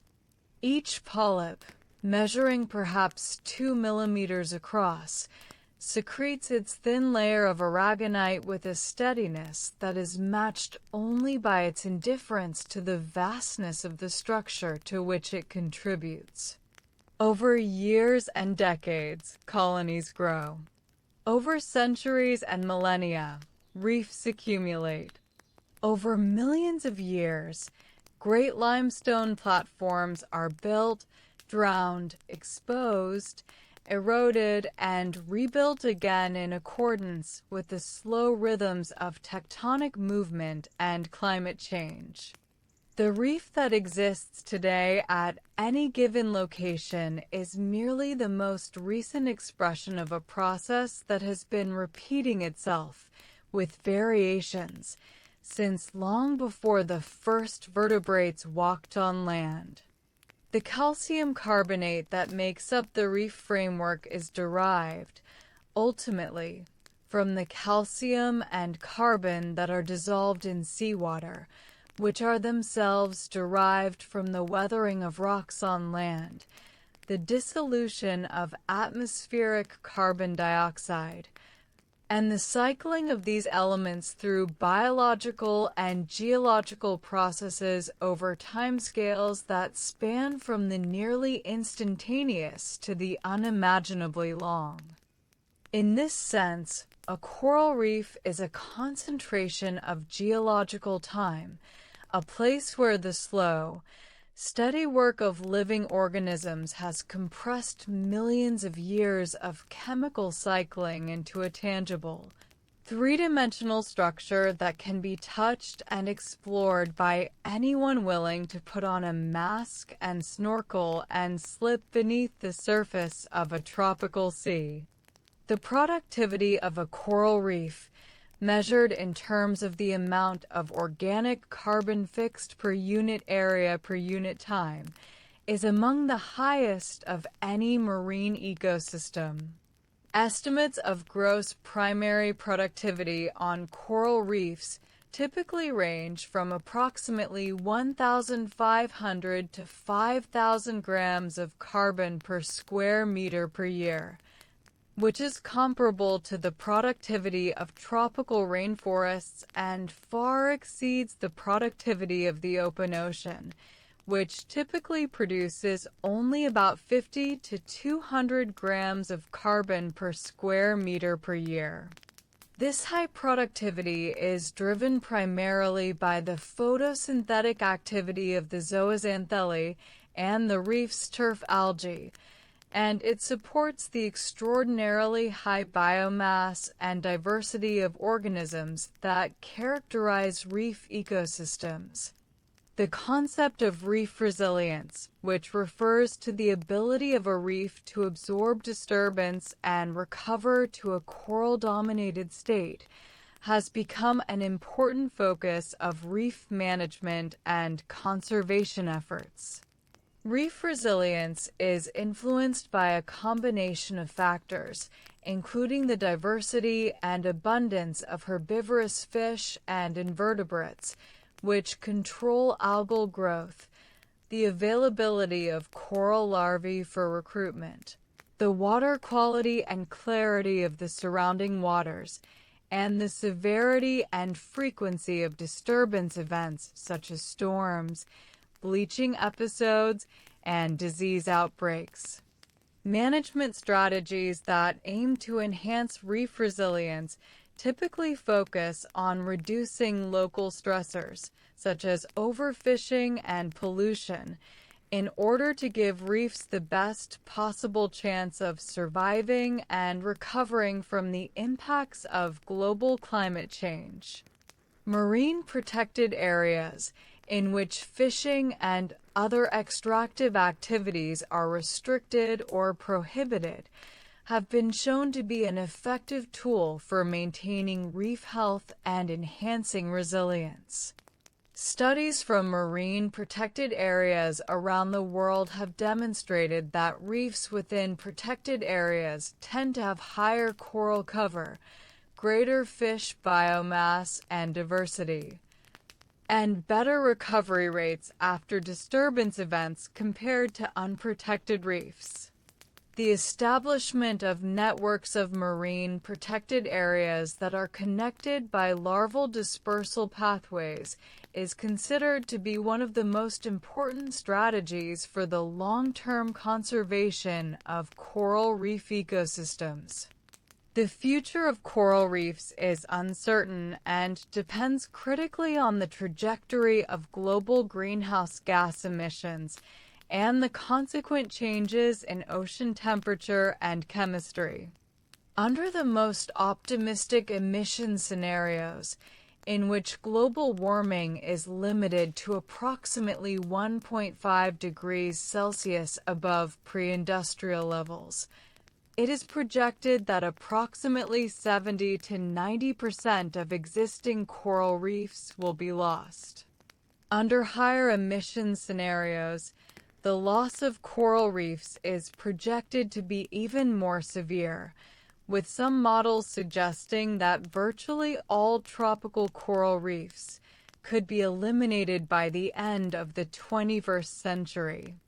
These projections underscore the urgency of global action to reduce greenhouse gas emissions and of local action to reduce the additional stressors that compromise reef health and resilience.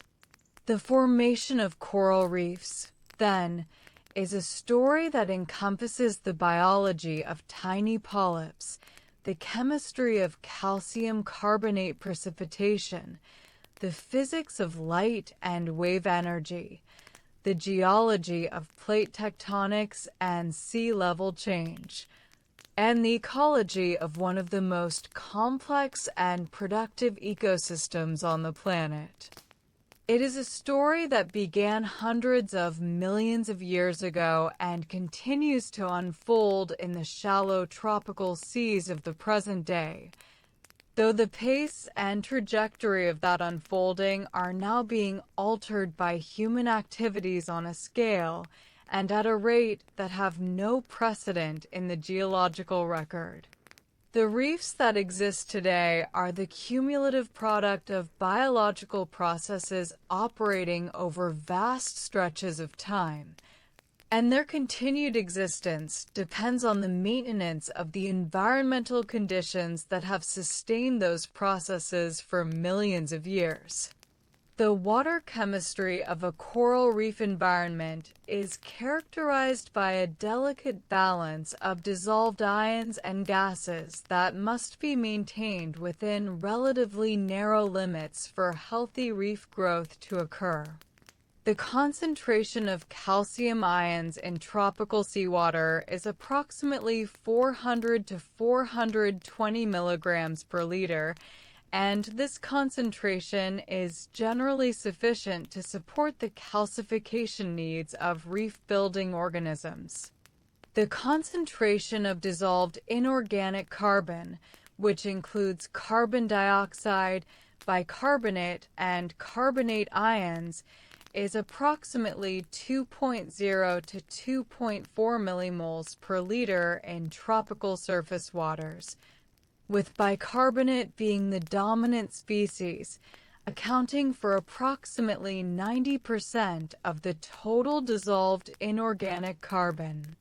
The carbonate ion concentration, which is the most relevant species for calcification, typically accounts for approximately 8 to 10% of the total dissolved inorganic carbon in surface waters and is strongly influenced by pH. The magnesium to calcium ratio in seawater, which is approximately 5.2 in modern seawater, has an important influence on the mineralogy of biogenic calcium carbonate. At the magnesium to calcium ratios that prevail in modern seawater, the thermodynamically favored form of calcium carbonate is aragonite, which is the form deposited by scleractinian corals. However, during periods of Earth's history when the magnesium to calcium ratio was lower, calcite was the thermodynamically favored form, and the dominant reef builders of those periods, such as the rugose and tabulate corals of the Paleozoic, deposited calcite rather than aragonite. This relationship between seawater chemistry and the mineralogy of reef organisms has been termed the aragonite-calcite sea hypothesis and provides an important framework for understanding the long-term evolution of reef ecosystems. The strontium to calcium ratio in coral skeletons has been widely used as a proxy for past sea surface temperatures, as the incorporation of strontium into the aragonite lattice is temperature-dependent, with lower temperatures resulting in higher strontium to calcium ratios. By measuring the strontium to calcium ratio in successive growth bands of a coral skeleton, scientists can reconstruct a time series of sea surface temperatures at the reef site.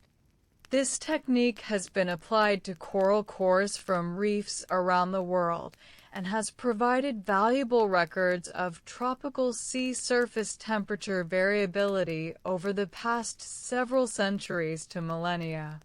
The oxygen isotope ratio in coral skeletons, specifically the ratio of the heavy isotope oxygen, 18, to the lighter isotope oxygen, 16, is another widely used paleoenvironmental proxy.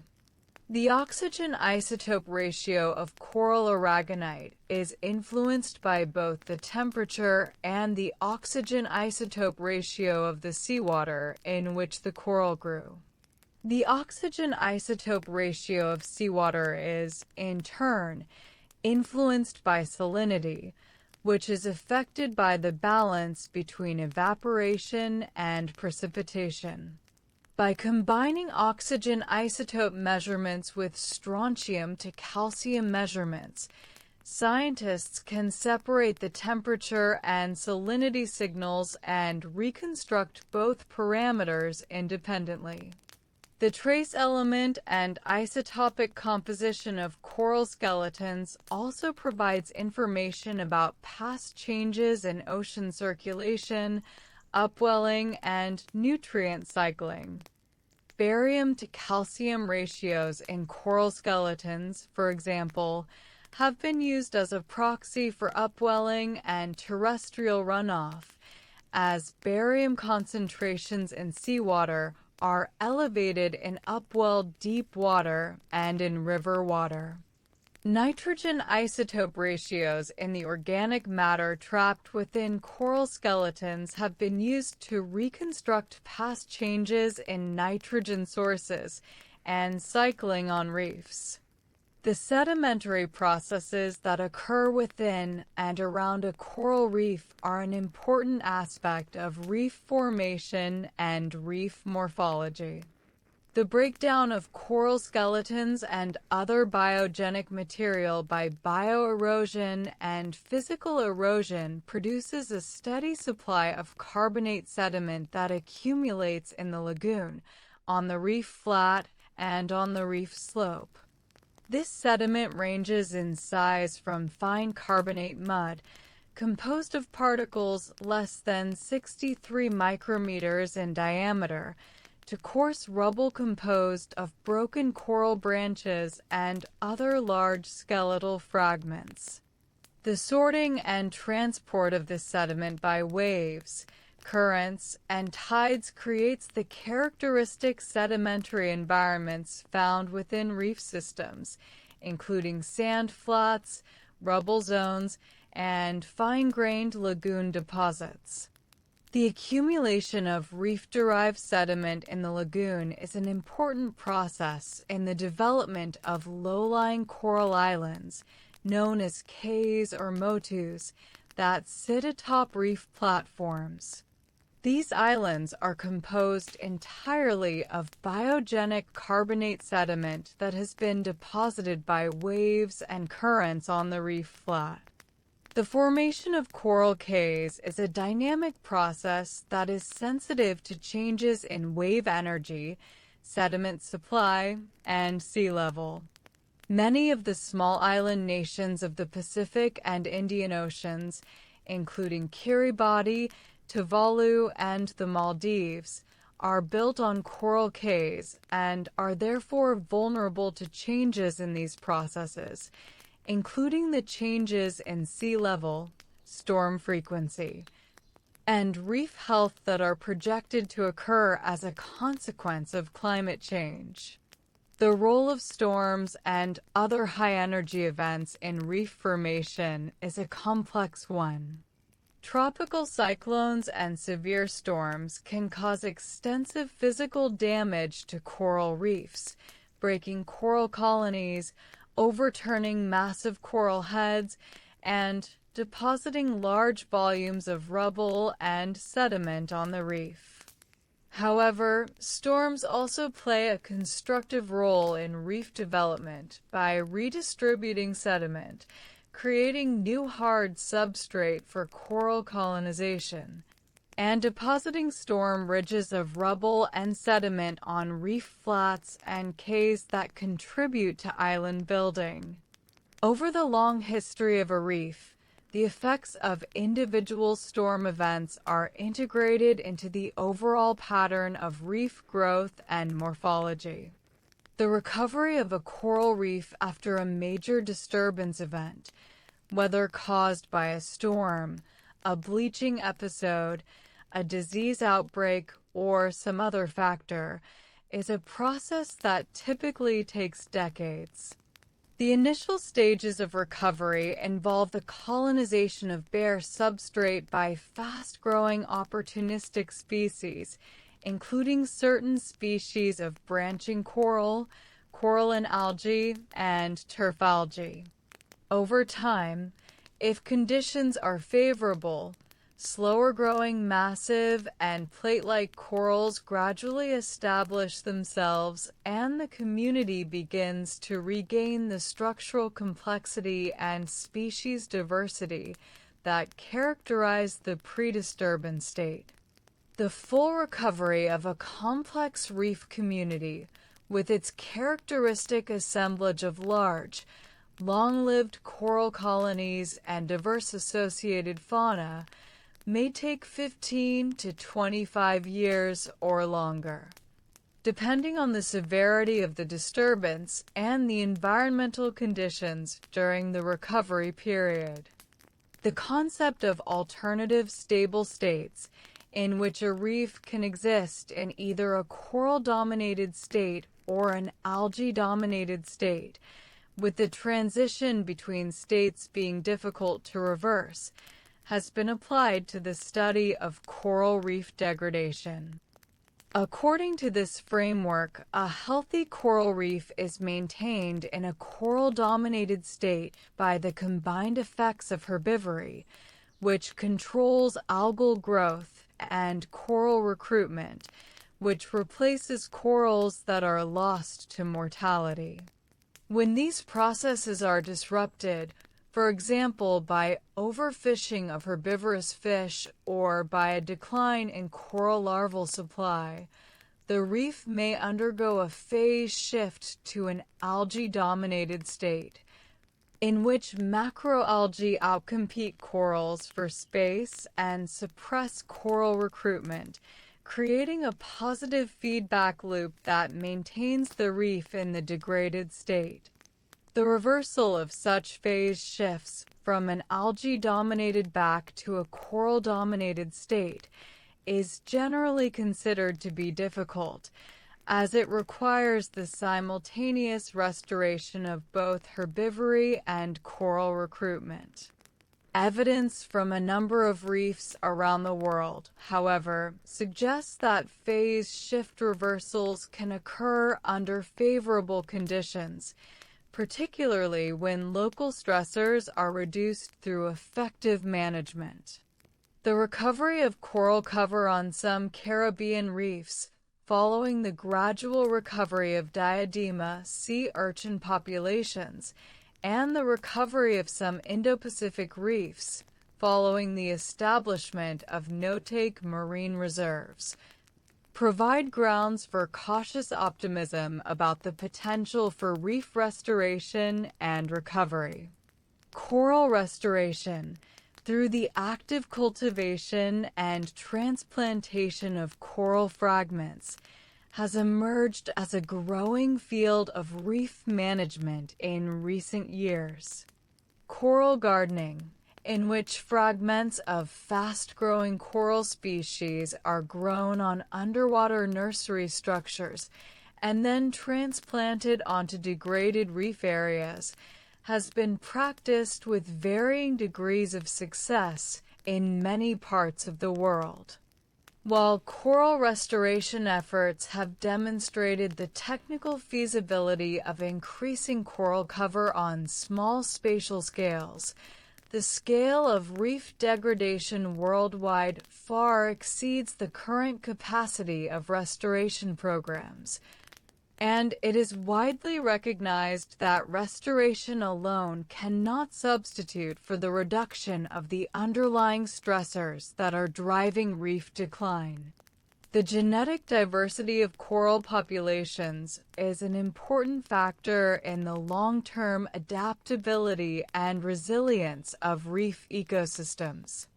Coral populations that harbor greater genetic diversity are thought to be more likely to contain individuals with genotypes that are better adapted to future environmental conditions, including higher temperatures and lower pH.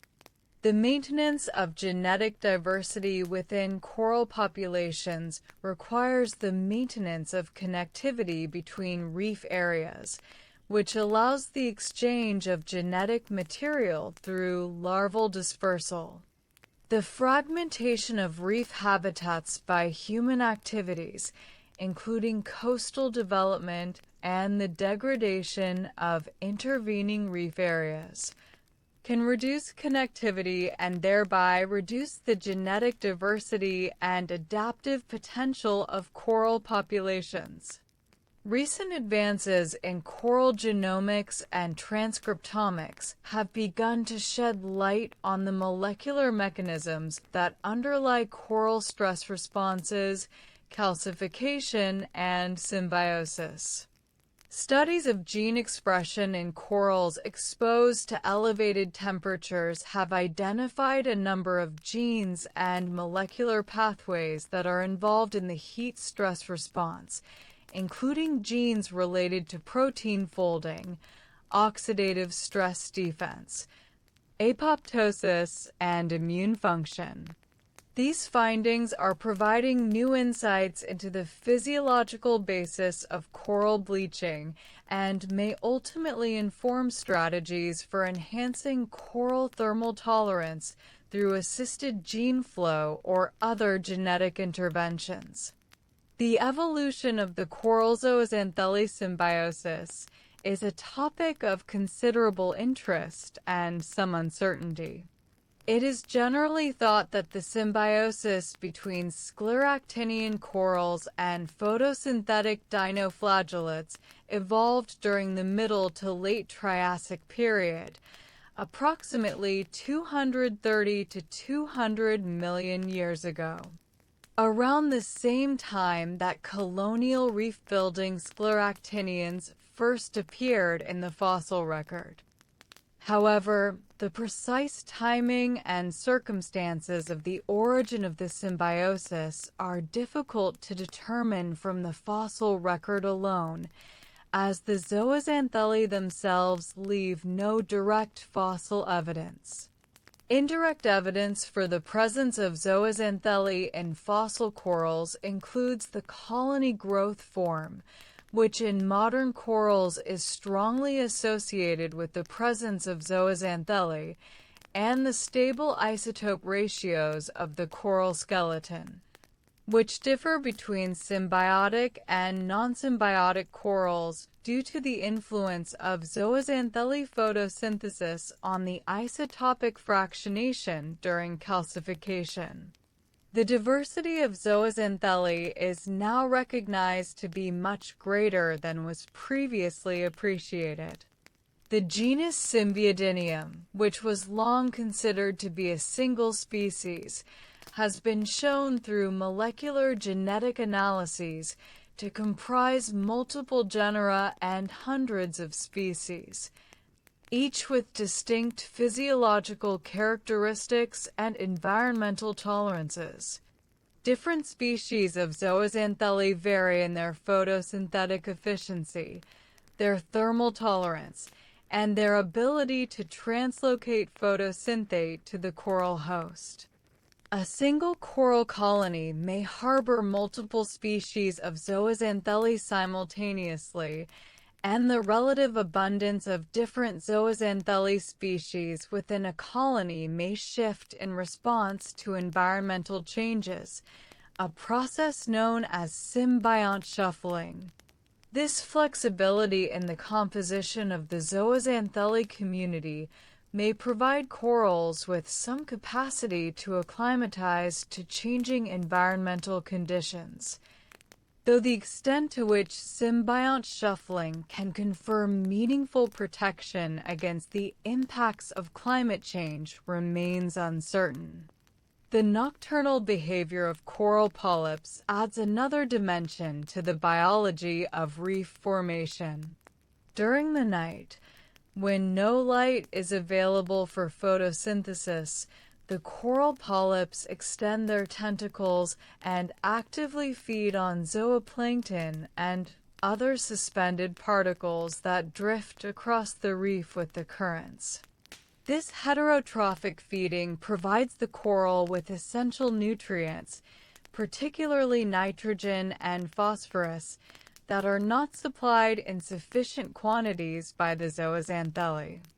The nocturnal feeding activity of corals has been shown to be more important than was previously recognized, and some studies suggest that heterotrophic feeding may contribute significantly to coral energy budgets, particularly during periods of environmental stress when the zooxanthellae are compromised. The sounds produced by a coral reef are a recently recognized aspect of reef ecology that has attracted growing scientific attention.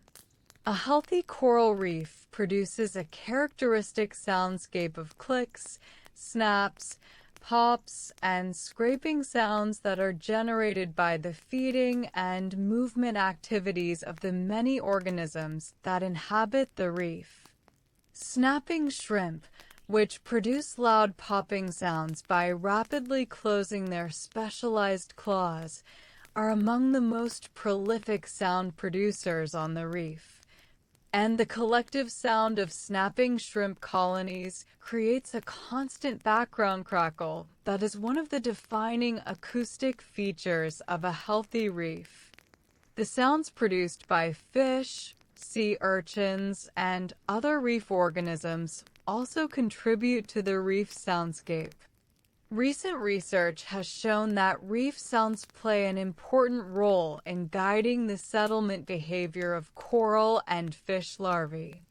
Larvae of many reef species are attracted to the sounds of healthy reefs and use acoustic cues to locate suitable settlement habitat.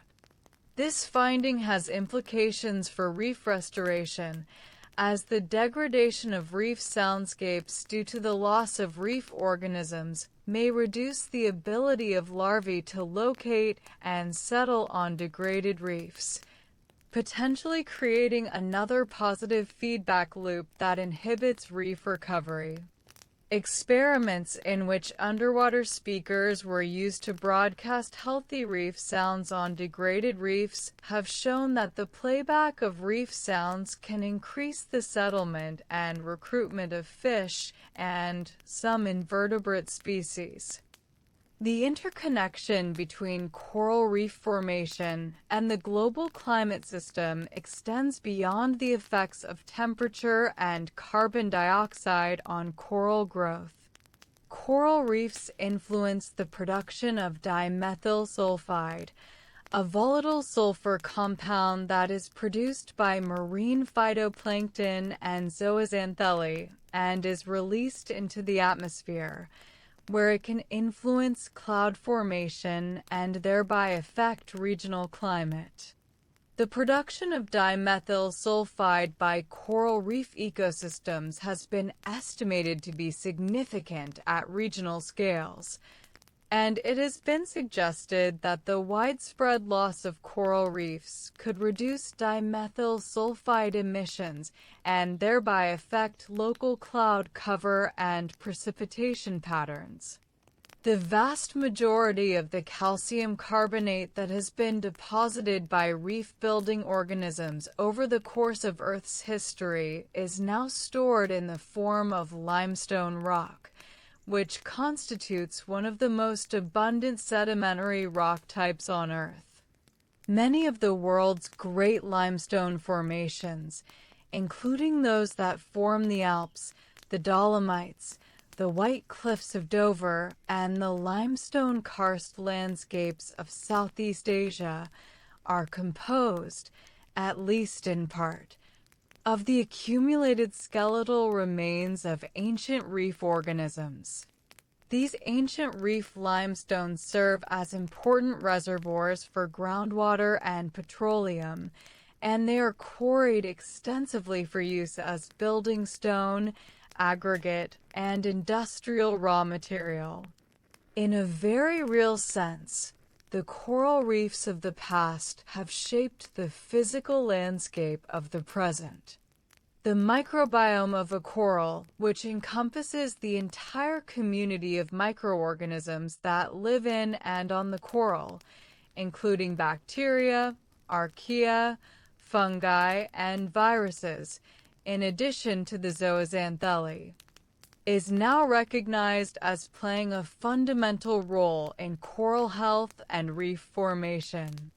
The coral microbiome is sometimes referred to as the coral holobiont, a term that emphasizes the concept of the coral and its associated microorganisms functioning as a single ecological unit.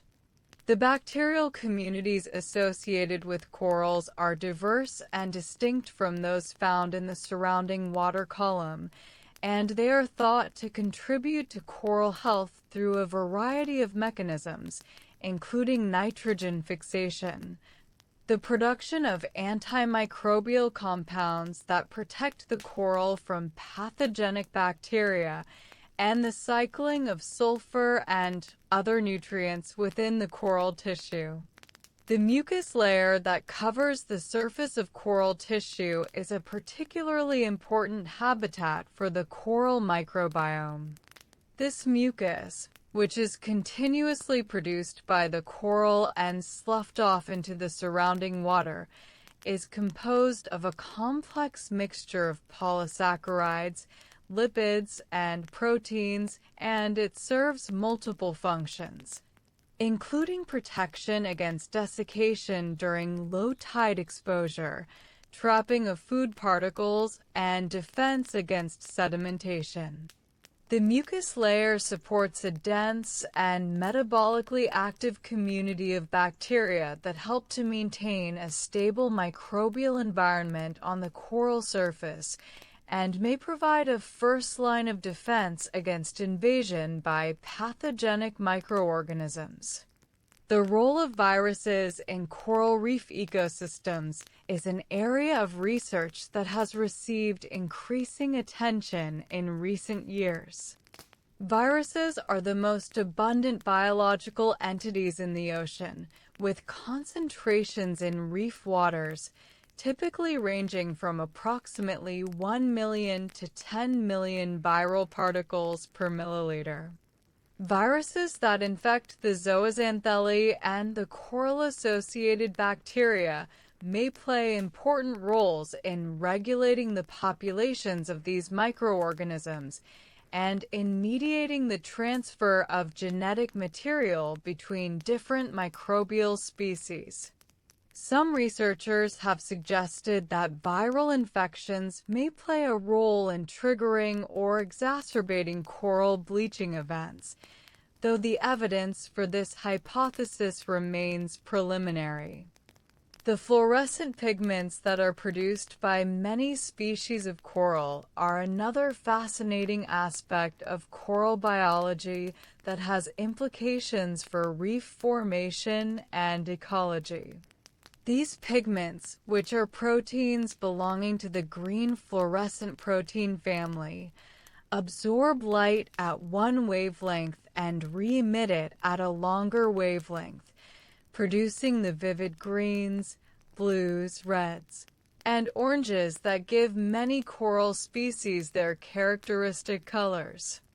The function of these fluorescent pigments is still debated, but several hypotheses have been proposed, including photoprotection of the zooxanthellae from excessive light, enhancement of photosynthesis in low-light conditions by converting short-wavelength light to longer wavelengths that are more efficiently used by the zooxanthellae, and attraction of symbiotic organisms.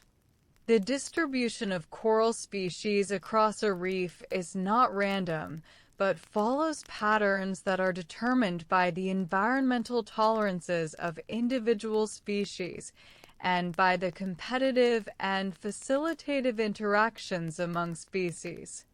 The concept of the niche, which describes the range of environmental conditions and resources that a species requires to survive and reproduce, is useful for understanding the distribution patterns of coral species on a reef. Some coral species are ecological generalists, capable of tolerating a wide range of environmental conditions and occupying a variety of habitats within the reef. Others are specialists, restricted to narrow ranges of depth, light intensity, wave energy, or other environmental parameters. The phenomenon of coral disease has become an increasingly important factor in the decline of coral reef ecosystems worldwide. A growing number of coral diseases have been identified and described, including white band disease, black band disease, white plague, yellow blotch disease, and stony coral tissue loss disease, among others. Stony coral tissue loss disease, which was first identified on reefs off the coast of Florida in 2014, has proven to be particularly devastating, causing rapid tissue loss and mortality in over 20 species of Caribbean corals and spreading throughout much of the Caribbean basin. The causes of most coral diseases are not fully understood, but they are thought to involve interactions between pathogenic microorganisms, environmental stressors, and the compromised immune defenses of stressed corals. The thermal history of the world's oceans has had a profound influence on the evolution and distribution of reef-building corals. During the early Eocene climatic optimum, approximately 52 to 50 million years ago, global temperatures were substantially higher than they are today, and tropical sea surface temperatures may have reached 35 to 36 degrees Celsius in some areas. These temperatures would have been stressful or lethal for many modern coral species, and it has been suggested that the reef communities of the early Eocene may have been structured quite differently from those of the present day, perhaps dominated by species with greater thermal tolerance. The subsequent cooling of global climate during the late Eocene and Oligocene, and the establishment of the Antarctic ice sheet and the modern pattern of ocean circulation, gradually shaped the thermal environment of tropical seas into something closer to its present form.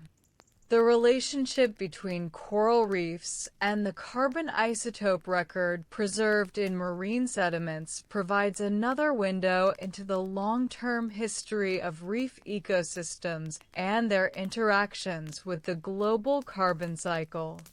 The carbon isotope ratio of seawater, as recorded in the calcium carbonate skeletons of marine organisms, reflects the balance between the burial of organic carbon, which preferentially removes the lighter isotope carbon, 12 from the ocean, and the weathering and oxidation of organic carbon on land, which returns carbon, 12 to the ocean.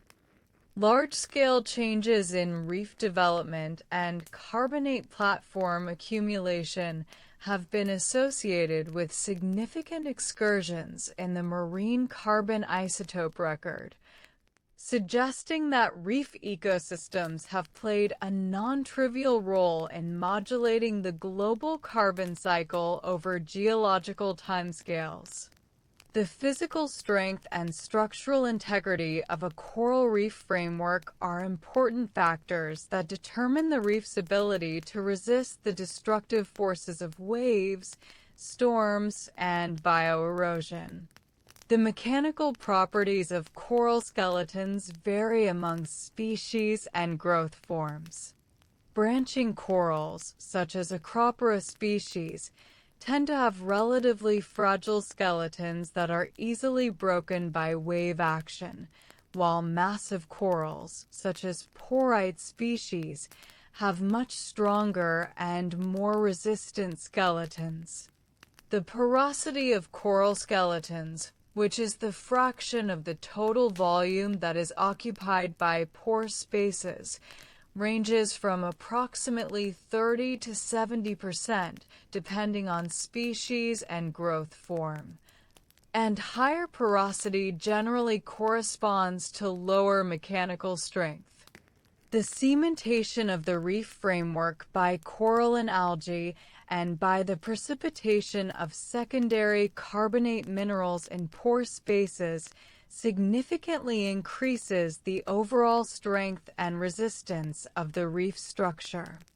The submarine groundwater discharge that occurs through the porous reef framework is an often overlooked process that can have significant effects on reef water chemistry and ecology. Groundwater that flows through the reef limestone may be enriched in nutrients, particularly nitrogen and phosphorus, from the decomposition of organic matter within the reef structure. And the discharge of this nutrient-enriched groundwater into the reef environment can create localized areas of elevated nutrient concentration that support enhanced algal growth. In some coastal settings, the discharge of terrestrial groundwater through the reef can also introduce contaminants, including pesticides, herbicides, and heavy metals that may have adverse effects on coral health. The acoustic properties of coral reef structures have recently been investigated using techniques borrowed from materials science and engineering. The complex internal architecture of the reef framework, with its network of pores, channels, and cavities of varying sizes and shapes, gives the reef distinctive acoustic properties that influence the propagation of sound through the reef and the scattering of sound waves by the reef surface. Understanding these acoustic properties is important for the design and interpretation of acoustic surveys of reef structure and condition, and it may also have implications for understanding how reef organisms use sound for communication, navigation, and habitat selection. The biogeochemical cycling of phosphorus on coral reefs is particularly noteworthy because phosphorus is often the limiting nutrient for primary production in tropical marine environments. The sources of phosphorus to reef ecosystems include the upwelling of phosphorus-rich deep water, the input of phosphorus from terrestrial runoff, the recycling of phosphorus within the reef community through the decomposition of organic matter and the excretion of metabolic waste products, and the dissolution of phosphorus-bearing minerals within the reef framework. The efficient recycling and retention of phosphorus within the reef ecosystem is one of the mechanisms that allows reefs to maintain high rates of productivity in the nutrient-poor waters of the tropical ocean. The ecological role of cryptic reef organisms, those that live hidden within the crevices, caves, and interstitial spaces of the reef framework, is often underestimated in assessments of reef biodiversity and function. The cryptofauna, as these organisms are collectively known, includes a diverse assemblage of sponges, ascidians, bryozoans, polychaete worms, small crustaceans, mollusks, and other invertebrates that occupy the dark recesses of the reef. Studies using artificial substrates and careful examination of reef rubble have revealed that the diversity and biomass of cryptic reef organisms may rival, or even exceed, that of the more conspicuous organisms on the reef surface. The cryptofauna plays important roles in reef nutrient cycling, bioerosion, and the consolidation of the reef framework, and it represents a largely untapped reservoir of biodiversity and potential pharmacological compounds. The chemical ecology of coral reefs, which encompasses the chemical signals and compounds that mediate interactions among reef organisms, is a field that has yielded numerous important discoveries. Many reef organisms produce bioactive chemical compounds that serve defensive, competitive, or communicative functions. Soft corals and sponges, for example, produce a wide variety of terpenoid and alkaloid compounds that deter predation by fish and other consumers, and that can inhibit the growth of competing organisms on the reef substrate. Some of these compounds have attracted interest from the pharmaceutical industry for their potential therapeutic applications, including antimicrobial, anti-inflammatory, and anti-cancer properties. The discovery of prostaglandins in the Caribbean Gorgonian coral Plexura homomala in the 1960s was one of the early breakthroughs in marine natural products chemistry and demonstrated the potential of reef organisms as sources of medically important compounds. The relationship between coral reefs and pelagic ecosystems, the open water environments that surround the reef, involves complex exchanges of energy, nutrients, and organisms. At night, many species of zooplankton migrate from the deeper waters surrounding the reef up to the reef surface, where they are captured and consumed by coral polyps and other reef predators. This steal vertical migration of zooplankton represents an important flux of energy and nutrients from the pelagic ecosystem to the reef. Conversely, reef-derived organic matter, in the form of coral mucus, detritus, and dissolved organic compounds, is exported from the reef to the surrounding pelagic environment, where it may support microbial production and provide nutrition for open water organisms. The magnitude and importance of these reef pelagic exchanges are still being quantified, but they're increasingly recognized as significant components of the overall energy and nutrient budget of reef ecosystems.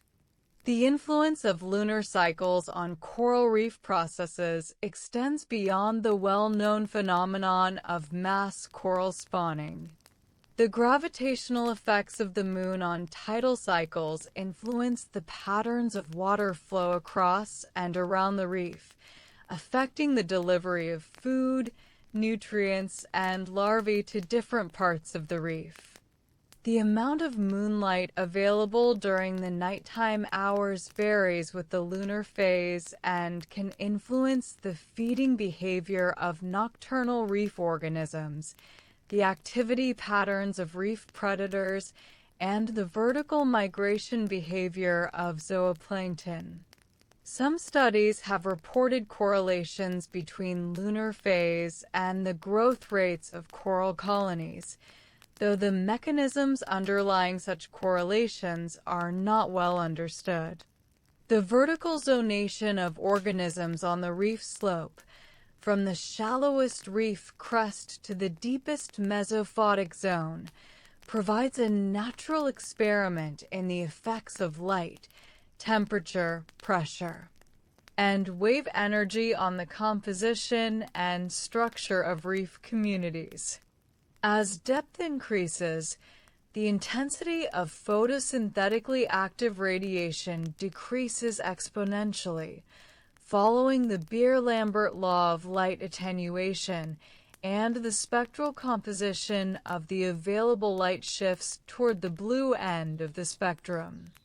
The temperature of the water also tends to decrease with depth, particularly below the thermocline, which in tropical waters typically lies at a depth of approximately 50 to 100 meters. These gradual changes in environmental conditions drive corresponding changes in the species composition and growth forms of corals and other reef organisms, creating a predictable pattern of vertical zonation that is observed, with local variations on reefs throughout the tropics. The formation of coral reefs, considered in its entirety, is a phenomenon that operates simultaneously at scales ranging from the molecular to the global, and at timescales ranging from the seconds required for the precipitation of a single crystal of aragonite to the hundreds of millions of years over which reef ecosystems have evolved and diversified. It is a process that is driven by the metabolic activity of organisms so small that they are invisible to the naked eye, yet it produces structures so large that they can be seen from space. It is a process that is sensitive to changes in the chemistry of a drop of seawater, yet it is embedded within the grandest cycles of the Earth system, including the movement of tectonic plates, the waxing and waning of ice ages, and the long-term evolution of the atmosphere and oceans. The geomorphology of reef islands, those low-lying accumulations of carbonate sediment that form on reef platforms, is governed by the complex interplay of wave energy, sediment production, and sea level.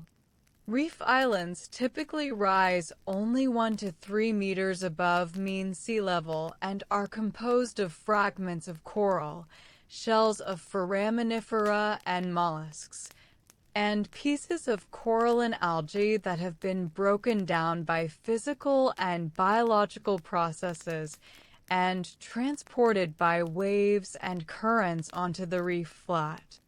The shape, size, and stability of a reef island are determined by the wave climate, which controls the direction and magnitude of sediment transport, the rate of sediment production by the reef, which provides the raw material for island construction, and the state of the tide, which determines the elevation at which sediment is deposited. Over time, The vegetation that colonizes the surface of a reef island, including salt-tolerant species such as coconut palms, pandanus, and various coastal shrubs, helps to stabilize the sediment and promote further island growth through the trapping of wind-blown sand and the accumulation of organic matter. The role of parrotfish in reef sediment production deserves particular attention, as these fish are among the most prolific producers of the fine carbonate sand that forms the beaches and lagoon floors of tropical reef environments. Parrotfish feed by biting chunks of coral and reef rock with their powerful beak-like jaws, which are formed by the fusion of their teeth into a solid plate. The coral and rock are ground into fine particles by the pharyngeal mill, a set of bony plates located in the throat of the fish, and the indigestible calcium carbonate is excreted as fine sand. A single large parrotfish may produce several hundred kilograms of sand per year, and the cumulative sand production by the parrotfish population on a reef can amount to several metric tons per hectare per year.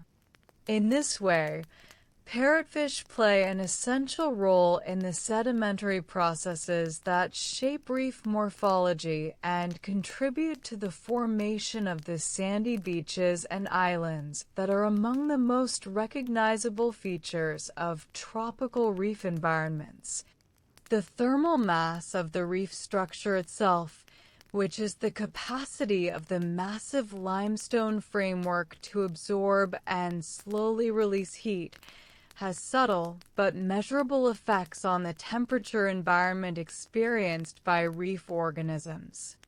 The reef framework acts as a thermal buffer, absorbing heat during the warmest part of the day and releasing it during the cooler nighttime hours, thereby reducing the amplitude of daily temperature fluctuations within the reef. This thermal buffering effect may be particularly important for the organisms that inhabit the interior of the reef framework, where temperature fluctuations are damped by the surrounding mass of limestone. And so the coral polyps continue their work, as they have done for hundreds of millions of years, each one secreting its infinitesimal contribution to the growing reef, each one unaware of the vast structure to which it belongs or of the geological forces that shape its fate. The reef grows upward, grain by grain, crystal by crystal, at a pace that is measured in millimeters per year, and the passage of time is recorded in the growth bands of massive coral heads and in the layered stratigraphy of the reef framework. The process continues, as it has always continued, with a steadiness and a patience that are among the most remarkable features of the living world. The water flows across the reef, bringing calcium and carbonate ions from the distant ocean, and the polyps capture these ions and combine them into crystals of aragonite, and the crystals accumulate, and the reef grows, and the process repeats itself again and again through the long, quiet hours of the tropical night and the warm, bright days that follow, through the turning of the seasons and the passage of the years, through the slow drift of the continents and the gradual changes in the chemistry of the sea, through all the unimaginable span of geological time, until the reef stands as a monument to the power of small things, endlessly repeated, to create something vast and enduring and, in its own peculiar way, rather beautiful.